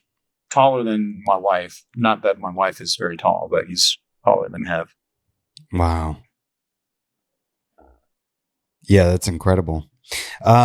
So I know that you. How often are you out? I mean, it seems like you're out herping. What, numerous days a week? Yeah. Especially so. I tell all my Nanjing friends that if you want to do anything social with me, it basically needs to be the wintertime, because once May hits, I spend more days out of Nanjing than inside of Nanjing. So we just got back from Harbin, which is the equivalent of Maine, up in extreme northern China. I was doing a guest lecture at a university there, and then we went out herping post lecture and found a whole bunch of Mamushi vipers, 2 Dionys rat snakes. We found like 15 snakes that day. And then we came back last night. And then we leave in 2 days to do another tour down in Wuyuan, Jiangxi province. So we're trying to, my wife and I, we opened up a company where we offer wildlife tours. And so every month we're trying to host a tour at different locations. And for June, it's a trip down to northern Jiangxi province. It's about a 5-hour drive south of here. And I do these nature programs with a bunch of kids groups down there. And I found this on one of my off days. I was curious about some of the roads. So I started exploring the roads, and I found this one road. It's only, convert again, it's only 2 kilometers. I think 1.6 kilometers is a mile. 2 kilometers to miles is, so it's 1.2 miles long. And so in a 1 mile long stretch of road, I found 19 species of snakes. Whoa. And so what we do, so road cruising in China is very different from the US. Well, maybe it's maybe the U.S. is starting to do this a little bit more now, but we do a lot of walking on our roads. So usually, depending on how many of us are on a team, one person will road cruise on the asphalt, and then the other team members will walk the shoulder of the roads, because you see a lot of animals in the foliage off the road than you do on the road. And so, yeah, like last year, my intern and we did a snakes and cocktails event where we catch snakes and have cocktails. And Ben was doing the walking and I was doing the road cruising. And on Friday night, I think I found 8 snakes road cruising and he found 4 snakes walking. And then Saturday night, he found 8 snakes walking and I found 4 snakes road cruising. Wow. So it's just a good way to you see different things. And yeah, this little stretch of road, we found bamboo rat snakes, sharp-nosed vipers, Protobothrops mercuscomatus, the habu, green tree vipers are the most common snake on that road. Mamushi vipers are the second most common snake on that road. We found sunbeams on that road. Some of these 3 different keelbacks, if you want to call them keelbacks, cobras, kraits, 2 water snakes, slug snakes. Yeah, it's a great road. Man, that's incredible. Now, are you guys drinking the cocktails and messing with vipers, or do you do it separately? We do it separately. That's a good idea. That's just to get people to sign up for the event when they read the name Snakes and Cocktails. Sure. Yeah, you get the alcoholic crowd in there real quick. Yeah. All right, so do you have like a favorite herping story, like a one that really stands out, like a really incredible one that sure. I'd love to hear it, man. I mean, there's obviously many, and then I'll keep it to Asia. Sure. You don't have to, but you can. I know, but this is just what popped in my mind first, and it's not, the story itself isn't that intriguing, but it's more about the species. It was my life for king cobra. So, that was July 29 of 2012. So when I would come to China to do my PhD work, the China visa lasts for about 90 days. And so on 90 days, your visa has expired and you need to exit the country. And then when you come back, you get another 90 days. That's the way the visa system works. So every roughly around like day, 70 or 80, I would head to Hong Kong to meet up with some friends that I have that live in Hong Kong. And I'd do like a 5-day herping trip in Hong Kong. And then head back to China, and I would have another 90 days. So it was a nice little break from mainland China. Hong Kong is a completely different world from mainland China, even though Hong Kong is part of China. But you still, it's really, really strange. You still get a passport stamp. You still get, when you go from mainland China into Hong Kong, you're considered leaving the country. Interesting. And then when you go from Hong Kong into mainland China, you're considered entering the country, even though they're both China. I'm not going to complain. Like, it made it easy for me. So sure. But the way you would do the herping in Hong Kong is, because you can't really road cruise. There's very little roads that aren't full of traffic. And Hong Kong is pretty much made up of 3 locations. You have the New Territories in the north, which is connected to the mainland. You have Hong Kong Island itself, which is mostly urbanization and big banks and stuff like that. And then you have Lantau Island in the southern part of the area. And Lantau Island is the most undeveloped. There's very little development on Lantau. And the other problem with Hong Kong is it needs the mainland to survive, because Hong Kong does not have enough fresh water to sustain its population. So they have to bring in water from different aqueducts from the mainland into Hong Kong. But because Hong Kong is so freshwater starved, 100 years ago, they built all of these aqueducts that funnel all of the rainwater into reservoirs, and that's how they use their fresh water. So aqueducts are, or water conduits, whatever you want to call them, they're all over the different islands. And they essentially act as a giant pitfall trap or drift fence. So snakes will be moving along, they fall into the water conduit, they can't get back out because some of these water conduits are, I don't know, 12 feet deep. So you have to, get on a ladder and climb down into these. And some of them are wide enough where you could like fit a bus into this water conduit. And then some are so narrow that you need to be single file with just two people walking. But we would, after, I don't know, 3 or 4 days, you hit a certain water conduit and you find all the snakes that have fallen into it and you help them get out. Because not all snakes can easily climb back out. So a lot of them would, get exposed to the sun and die from heat exposure. Others would just starve to death because they don't have any food sources down there. They might dehydrate to death because there's not enough water.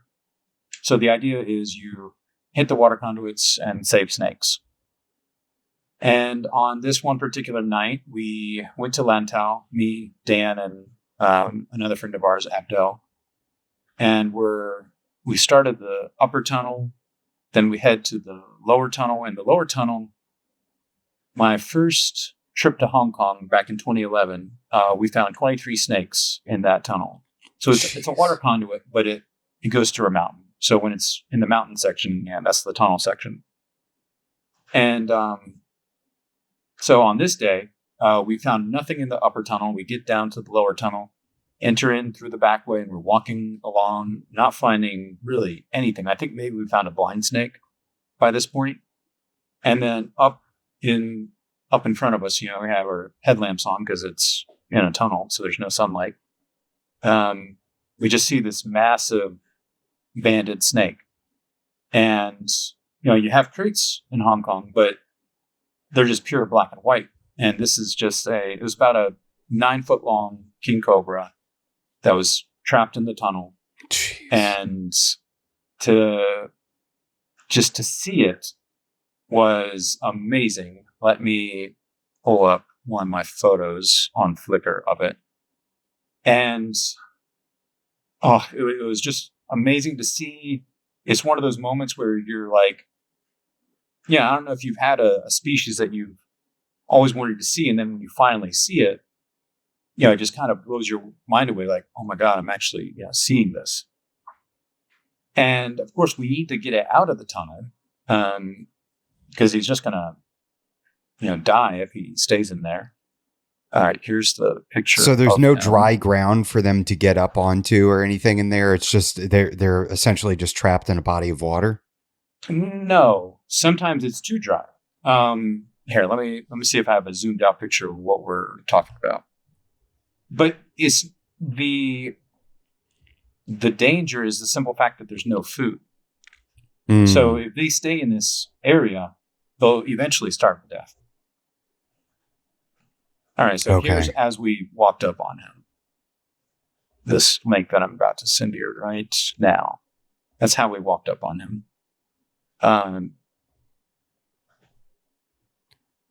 Wow. Yeah. Okay. So, I mean, just for anybody who's listening, it's up on what looks like a dry slab of rock with a rock wall along it. And it's incredibly banded. Is that the normal sort of coloration for them? Yep. For China. Yeah, that's the normal coloration. Wow. Oh, and he hooded up and everything, huh? Oh, yeah. Yeah. So, all right. So here's the thing. Like we, initially, I'm like, all right, we need to get him out. All I have is my little Midwest collapsible hook. And I extend it to its maximum thing. And I try to just hook him and drag him out. Like I didn't want to catch him if I didn't have to. Yeah. But he would not ride that hook at all. So every single time we tried to drag him out, he would just get off the hook and throw a fit and hood up and everything. So eventually, we had to pin him. And my God, that was definitely the most nerve-wracking thing I've ever done. Maybe find a picture to actually pin a snake that size.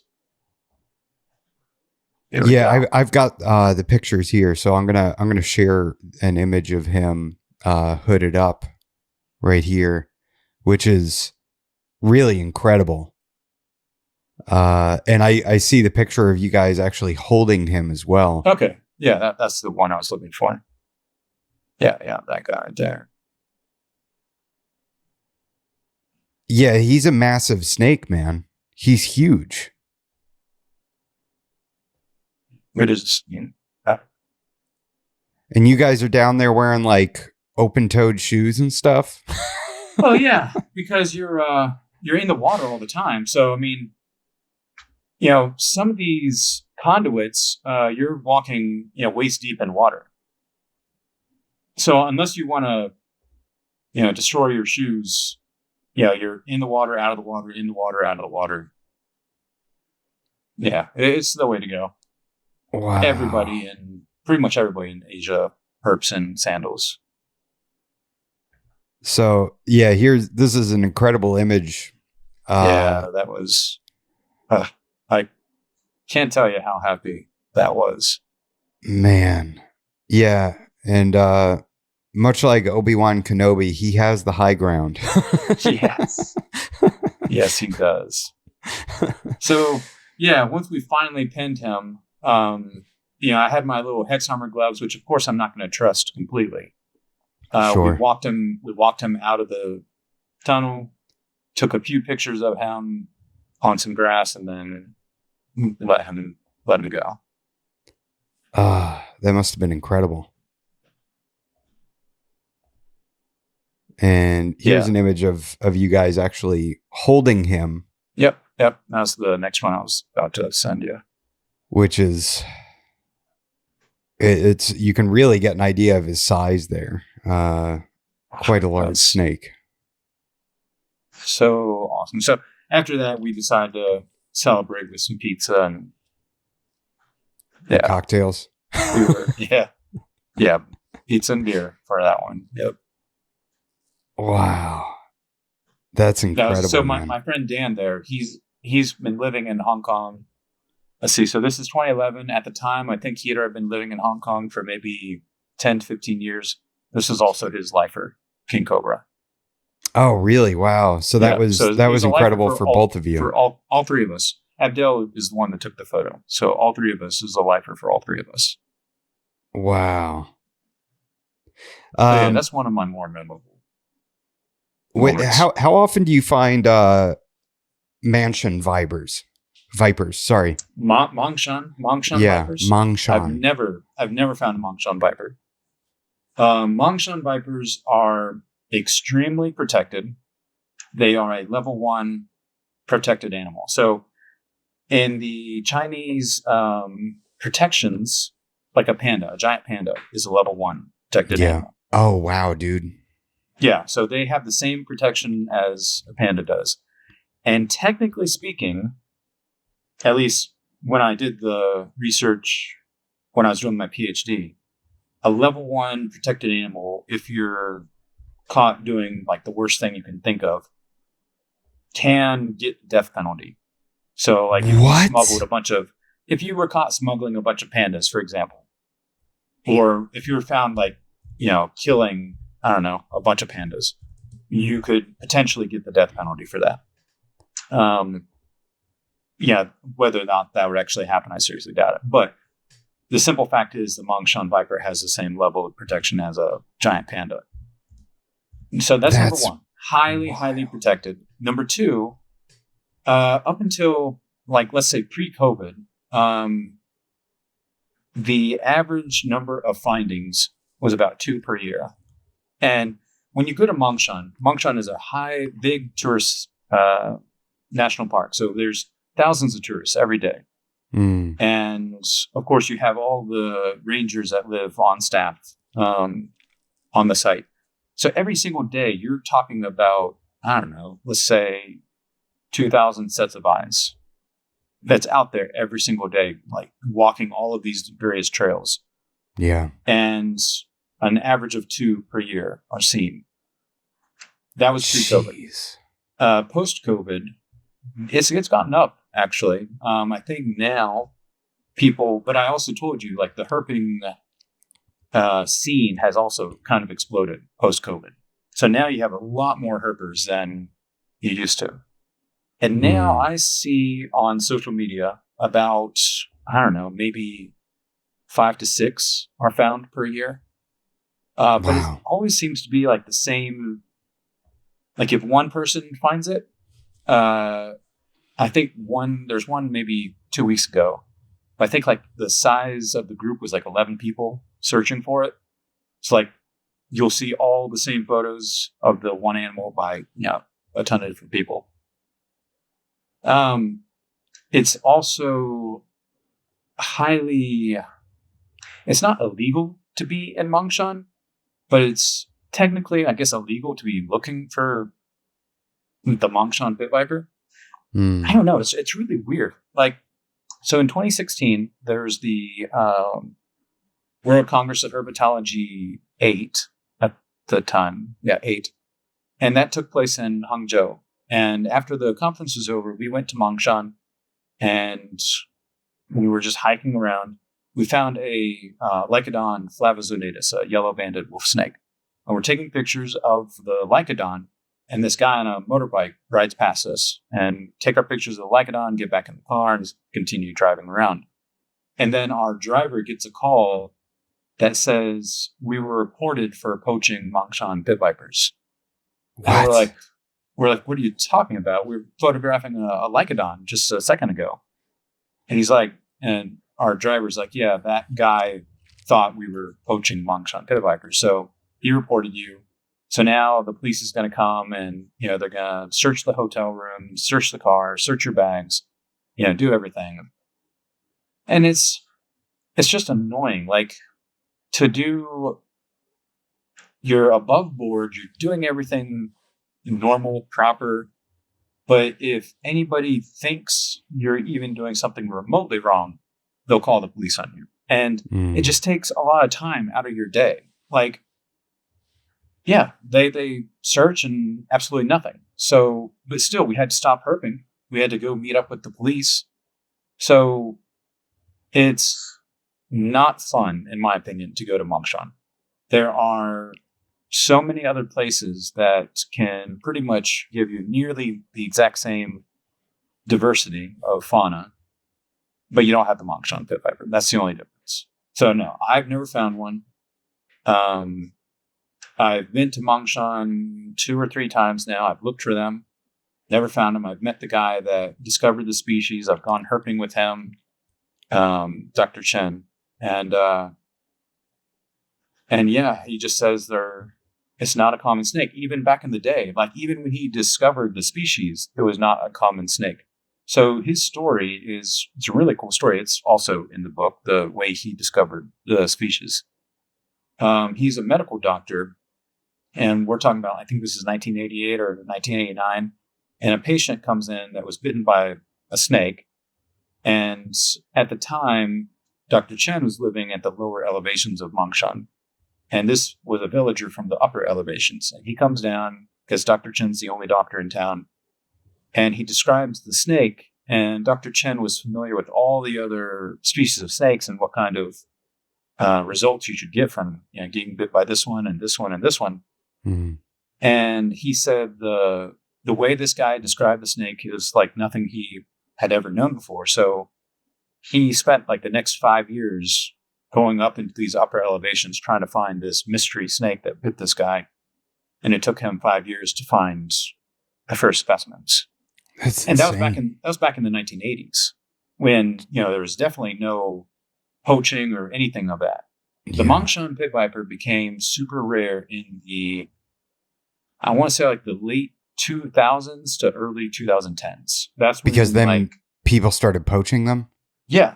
There was a big poacher from Hong Kong that paid a local to, I think he was paying them like $25 a head. And he would go to Mongshan, get a big bucket of pit vipers, bring them over to Hong Kong. And then from Hong Kong, they would then be sent out to the rest of the world. Wow. And is this where all the what, captive specimens came from? Yep. Oh my God, dude, that's so crazy. Yep. And ever since they became CITES listed, so now there's this big population of Mongshans in captivity in Hong Kong that can't leave Hong Kong because of they're now CITES listed.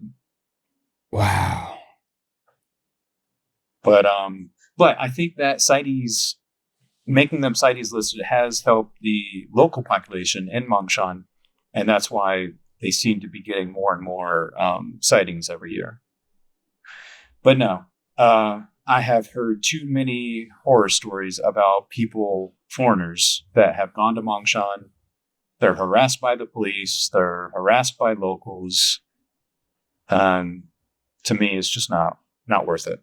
It's a deterrent at that point, Yeah, right? I mean, and I'm assuming that if any locals see you, especially, just an American looking dude walking around, they probably think, all right, he's here for the viper. Yeah. We're calling the police. Yeah. And you could literally just be walking on a boardwalk, but because you're a foreigner, you're already suspicious. Yeah. And there's no downside for them saying, hey, there's a suspicious foreigner over here. Go check him out. Police will check you out. They'll waste your time. No consequence to the person that made the false report. But sure. How is it interacting with the police? Is that a scary situation to be in, or are they pretty respectful and laid back? They're pretty respectful. Yeah, I don't think I've ever had a bad situation. I've never been. Yeah, all interactions with the police anywhere have always been no problem. That's good. Yeah. So you're not planning any touristy trips with people that can come and go on a tour with you to Mongshan then?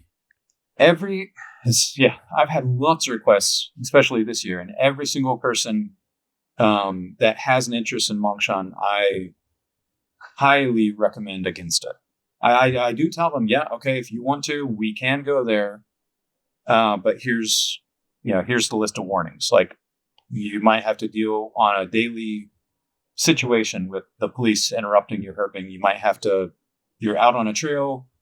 You might have to go back to the hotel. You might have to put up with 30 to 1 hour search of your phone, your photos, your laptop, your hotel room, your rental car. If you're willing to do that every day, then yeah, sure, we can go. Wow. But it's not fun. Like, one of my Patreons asked me, he might have been one of the people that asked you if you could do a tour to Mongshan. No, and I've had other people, like people have sent me messages that have gone to Mongshan and they had harassment issues. And yeah, many of them said, I could not wait to get out of there faster. Yeah. They said they felt unwelcome. Yeah. And again, other than the Mongshan pit viper, which is, again, super rare, like, so your chances of seeing it are, I'd say less than 5%. You could find like 90% of all the other fauna in adjacent mountains and without any harassment. So that's what I always tell them is, go to this mountain over here and we can find pretty much everything other than the Mongshan. But you won't be harassed over here, whereas if you go to Mongshan, you probably will be harassed. Do you think that harassment? Do you think that harassment is sort of a good thing? That deterrent is good because it's going to put off poachers? Yeah, I guess. I mean, I don't know if poaching is still a thing. I kind of figured the whole CITES thing put an end to the poaching, but you never know. I guess anything's possible. So no, the harassment, I don't think is a very big deterrent because the only people that are knowledgeable about it are probably a small pool of people Yeah. that have experienced it themselves. And of course, they're not going to advertise, hey, don't come here because we're going to harass you. So I wouldn't, and the simple fact that a lot of people are still asking, hey, can I go there? Yeah. That makes it sound like it's not much of a deterrent. Yeah. I guess Once true. you experience it yourself, then yeah, it's a deterrent. Yeah. Now, what about the overall collection of wild animals in China? Is it a common thing for snakes to be collected from nature for either the pet trade or for food or traditional medicine? Yeah. So there's lots of species that are officially bred, like farm raised for traditional Chinese medicine, like cobras, sharp-nosed vipers, kraits, both Chinese cobras and king cobras, a lot of the Thaius rat snakes, king rats also. These are probably most of your farm-raised, either medicine or food, straight up just food. Yeah. But what is very tricky to kind of figure out with China is how laws and commercial aspects mix. Because a better example, which is not snake related, but salamander related, is the Chinese giant salamander. It's a highly protected species. I don't think it's level 1. I think it's level 2. Okay.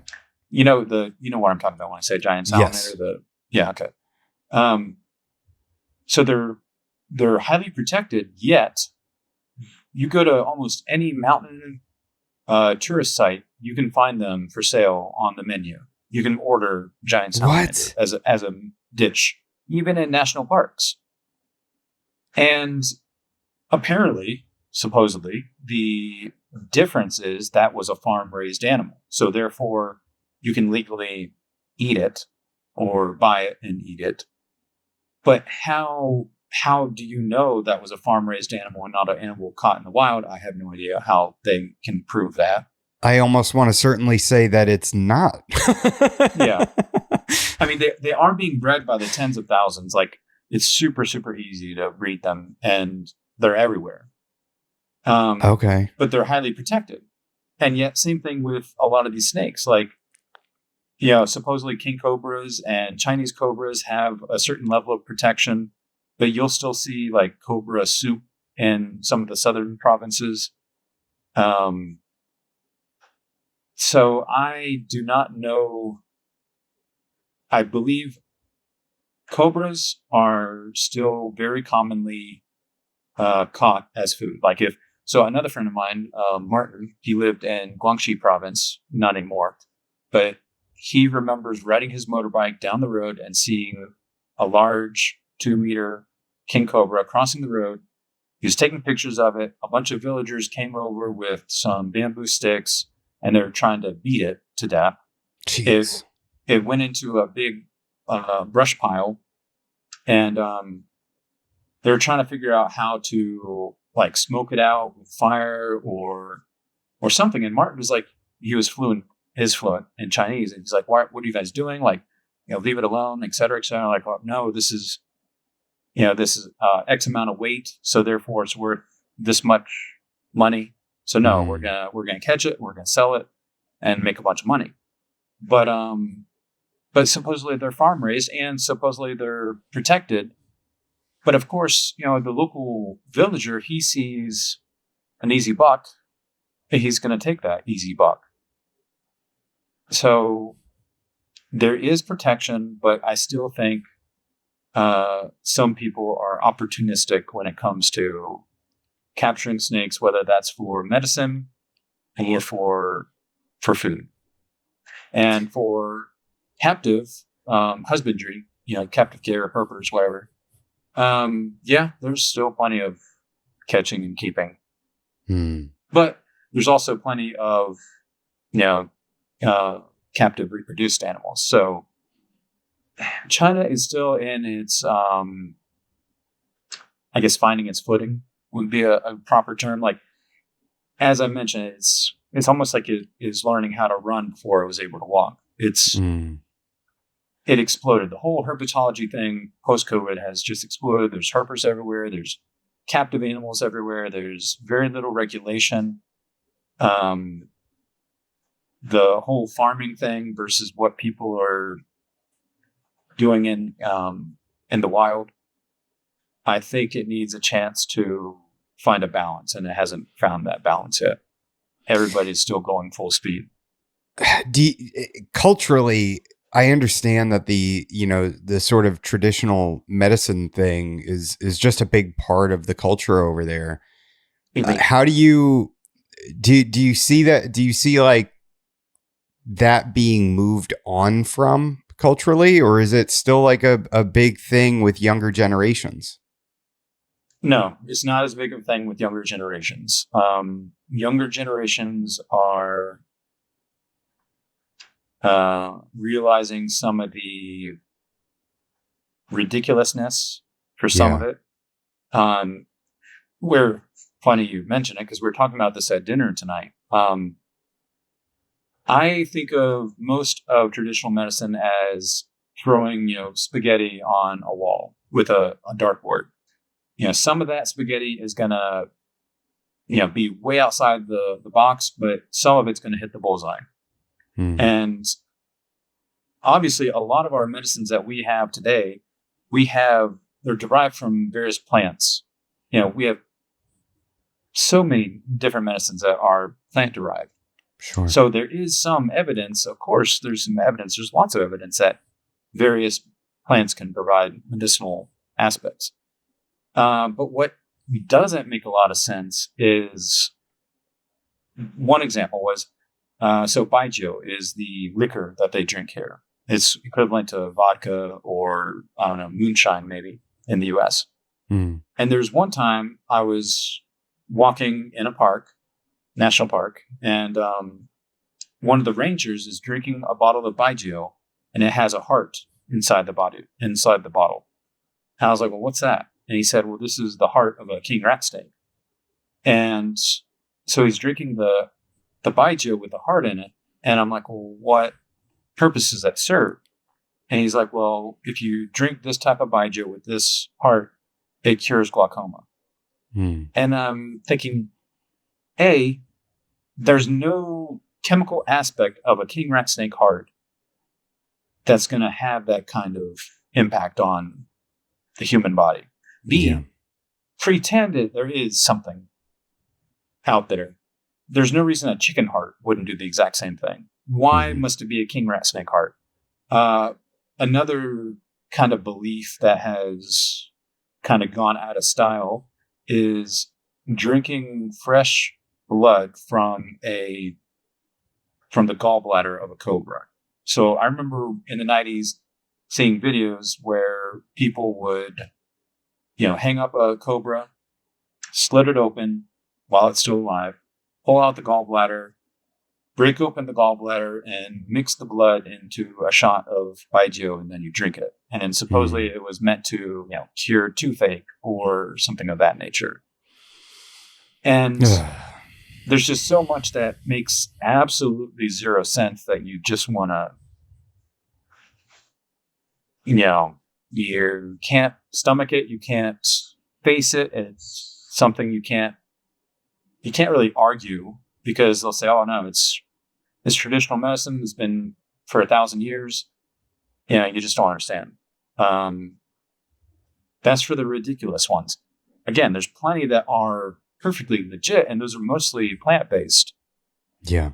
But when it talks about animal-based situations, that's usually, I don't put a lot of weight in it. And I think a lot of the younger generation is getting more educated, and I think a lot of the traditional Chinese medicine is falling out of vogue or whatever.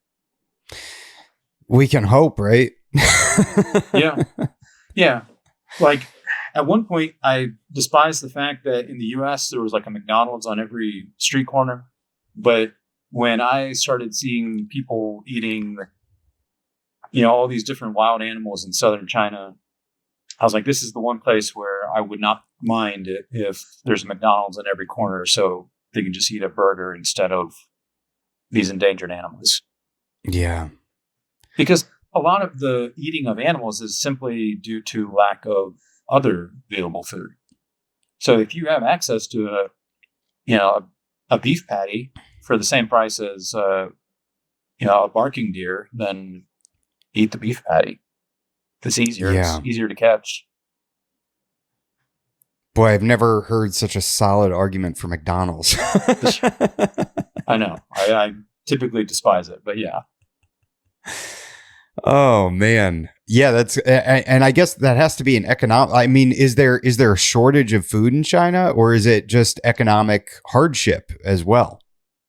It's probably more of the economic hardship. There's not a shortage of food, but not everybody has the same quality of life or can afford the same things. Like the gap between the poorest poor and the richest rich is a much more significant gap than in the U.S.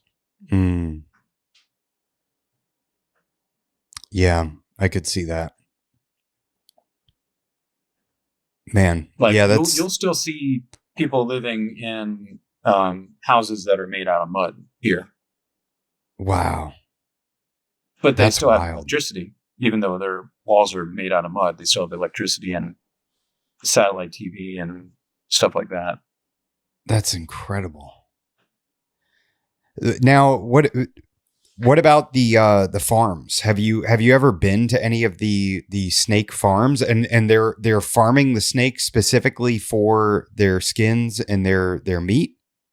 Mostly, I've been to, I guess you might call it a farm. It's like a very small operational farm.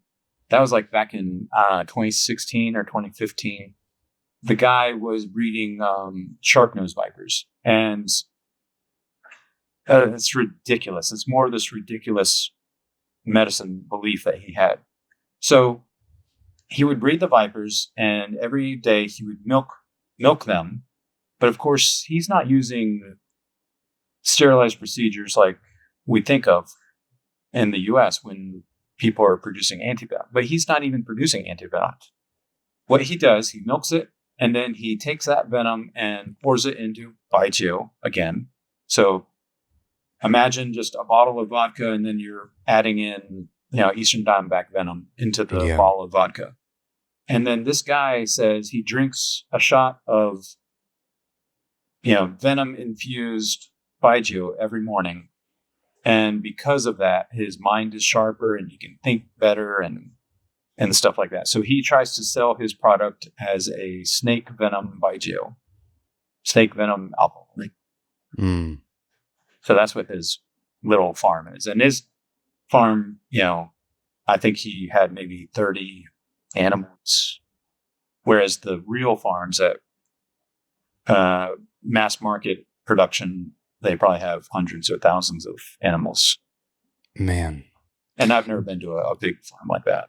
Drinking venom like that, is that has to be risky, right? If you have like it shouldn't be. The alcohol should denature the venom pretty quickly.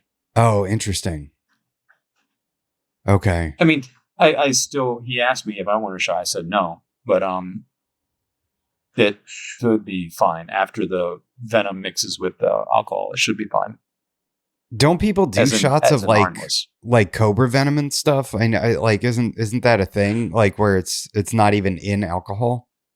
Yeah. So if you drink venom, pure venom, technically speaking, as long as you have nothing wrong in your mouth, your throat, or your stomach, you'll be fine. Like your stomach acid will denature the amino acids in the venom.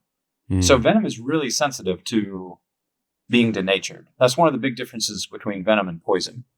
So, venom is a cocktail of enzymes. And if you denature a single enzyme in that cocktail, the whole thing kind of just falls apart. So you can either change the temperature and cause it denature, or you can change the pH and cause it to become denatured. And once it's denatured, it's inert. Okay. So, but let's say you have gingivitis, or you have a canker sore inside your mouth, or you have a stomach ulcer. Yeah. I mean, then you're screwed. And most people have no concept of whether or not they have these conditions or not. So Sure. never in any situation would I ever say somebody should drink venom.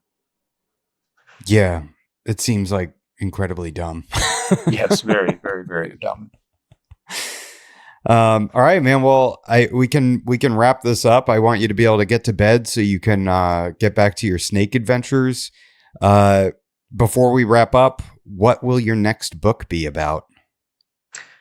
So the next book is going to be The Non-Venomous Snakes of China. So my plan is to, as I mentioned, like Pope's Reptiles of China was my inspiration, and I want to redo his Reptiles of China. But because of the invention of photographs and whatnot, there's no way I can do all of this in a single volume like Pope did. So volume 1 is The Venomous Snakes of China. Because the non-venomous snakes are nearly double the venomous, and whenever you get a copy of the book, you'll see how big and heavy this thing is. Yeah. There's no way I can do the non-venomous in a single copy, in a single volume. So volume 2 is going to be the non-venomous snakes of China, colubrids. Volume 3 will be the non-venomous snakes of China, non-colubrids. Volume 4 will be the lizards of China, and then Volume 5 will be the turtles and crocodilians of China. Oh my word, man! That's going to be your life's work. Yeah, I'm hoping it'll go a little bit faster now that I kind of have the flow down. Wow. Yeah, that sounds incredible. That will be an incredible series. Oh my goodness. Yeah, I'm it's both fun and daunting. I want to get working on it, but I also have all this other stuff in the summer. But come, fall and winter, hopefully I can start getting some significant progress on volume 2. Yeah. Do you have like any fun facts that just bounce around in your head about snakes of China? Well, kind of a little fun fact, I guess, would be when you think about the diversity. So, this book is 130 species of venomous snakes. Wow. And when you think about the diversity of the venomous snakes in China compared to something, say, the U.S., which China and the U.S. are nearly the exact same size. But the diversity of snakes in China is significantly more. So not only do you have, coral snakes, kraits, 2 different types of cobras, a bunch of sea snakes. But when you talk about the vipers, you have 3 different subfamilies of vipers. You have the Zemyops subfamily, the phase viper subfamily. You have the crotalids subfamily, so the mamushis, the sharp-nosed vipers. They're the equivalent of copperheads and cottonmouths in the U.S. But what we lack in the U.S., we don't have any true vipers, whereas you have Russell's vipers and you have even Viperibirus is in China. So Viperibirus, the European adder, has the largest distribution of any land snake in the world. So it's all the way from England to east of China. It's like there's an island in Russia that's east of China, and It goes all the way over there. So when we were in Harbin just a couple of days ago, we were hoping to maybe find a Viperibirus there, but we did not. So you have true vipers, you have pit vipers, you have the Zemyops vipers. And then when you talk about the rear fangs, you have, another really super genus is the Rhabdophis genus, the one that's both venomous and poisonous. So that's here. And oh, wow. Yeah, so there's lots of fun little, I guess, aspects of the venomous snakes, at least. Yeah, I love that kind of stuff. But I mean, that's mind blowing. You said 131 venomous. Yeah. If you include the rear fang, which I do, 131 venomous. Golly. Which I don't know what the species count is for the U.S. these days, but I want to say 150 to 160 species of snakes. Wow. For both venomous and non-venomous. Yeah. That's and China's incredible. at 350. Jeez, man. That's nuts. Yeah, it is. And it's only going to get worse. Like when I say worse, like my writing, one of the problems with the Venomous book was my co-author at one point he said, okay, we need to draw the line where we stop including new species because we'd be working on a chapter and then next week there'd be a new species of Ovophis. So then I'd have to redo the entire Ovophis chapter to incorporate this new one. And then we'd be working along and here's a new species of green tree pit viper. Yeah. And he's like, we need to stop accepting new changes. And so the non-venomous, when I start working on that, like right now there's 220 non-venomous species. And I bet by the time I finish volume 3, it'll probably be, I don't know, 300 maybe or 270. I don't know what it will be, but wow, it changes every month. And that makes you happy, doesn't it? Well, yeah, it's both happy and frustrating, but more happy than frustrating. Yeah, I mean, like you said, you're on the new frontier of you're literally new animals being discovered. Imagine if that was like happening in Florida, for snakes. I would be ecstatic. Yeah. Actually, just yesterday, somebody sent me a new species from a province, like 2 provinces south of me right now. Wow. You're in the best place you could be for what you want to do. Yeah, I'm pretty happy with it, the situation. So one last question. How do you feel Americans and Chinese people misunderstand each other most? Both people think the government of the other country is what the people are like. Does that make sense? So 100%. When Chinese people think of Americans, they think of Trump. They think every American is like Trump. When Americans think of China, they think every Chinese person is like Xi Jinping. They don't, most people in the US would say, I'm nothing like Trump. And exact same thing with people in China. The government should not be a reflection of how the actual people are, like the face of the government.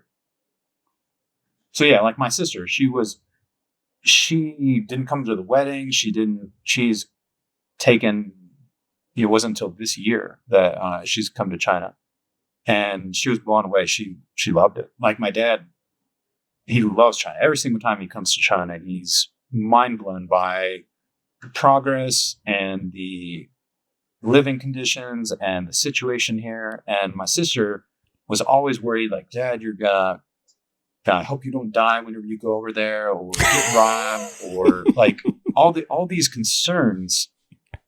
And I'm like, Kristen, like, come to China and then you can make your judgment on whether all of this is founded or not.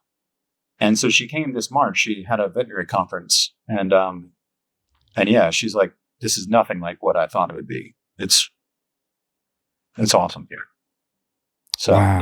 It makes me happy when, if you're open-minded enough to actually put yourself in that situation to experience a new culture. But some people don't want to do that. But I think almost everybody that comes here has a positive experience. Yeah, that totally makes sense, and the people being a direct reflection of the government, it has to be hard because that's what we hear about in the news, right? Is we hear about the government. That's all we hear about. We don't hear about the people and how friendly they can be and kind and So the big difference I always try to tell people is if I'm in the U.S. and I'm trespassing on somebody's property, you're likely to get a gun pulled on you and told to leave. Get off my property or I'll, shoot you. Yeah. In China, if you are caught on somebody else's property, they are more likely to invite you in to have tea. And if it's around a mealtime, they're going to tell you to come for lunch or stay for dinner. Well, that's insane.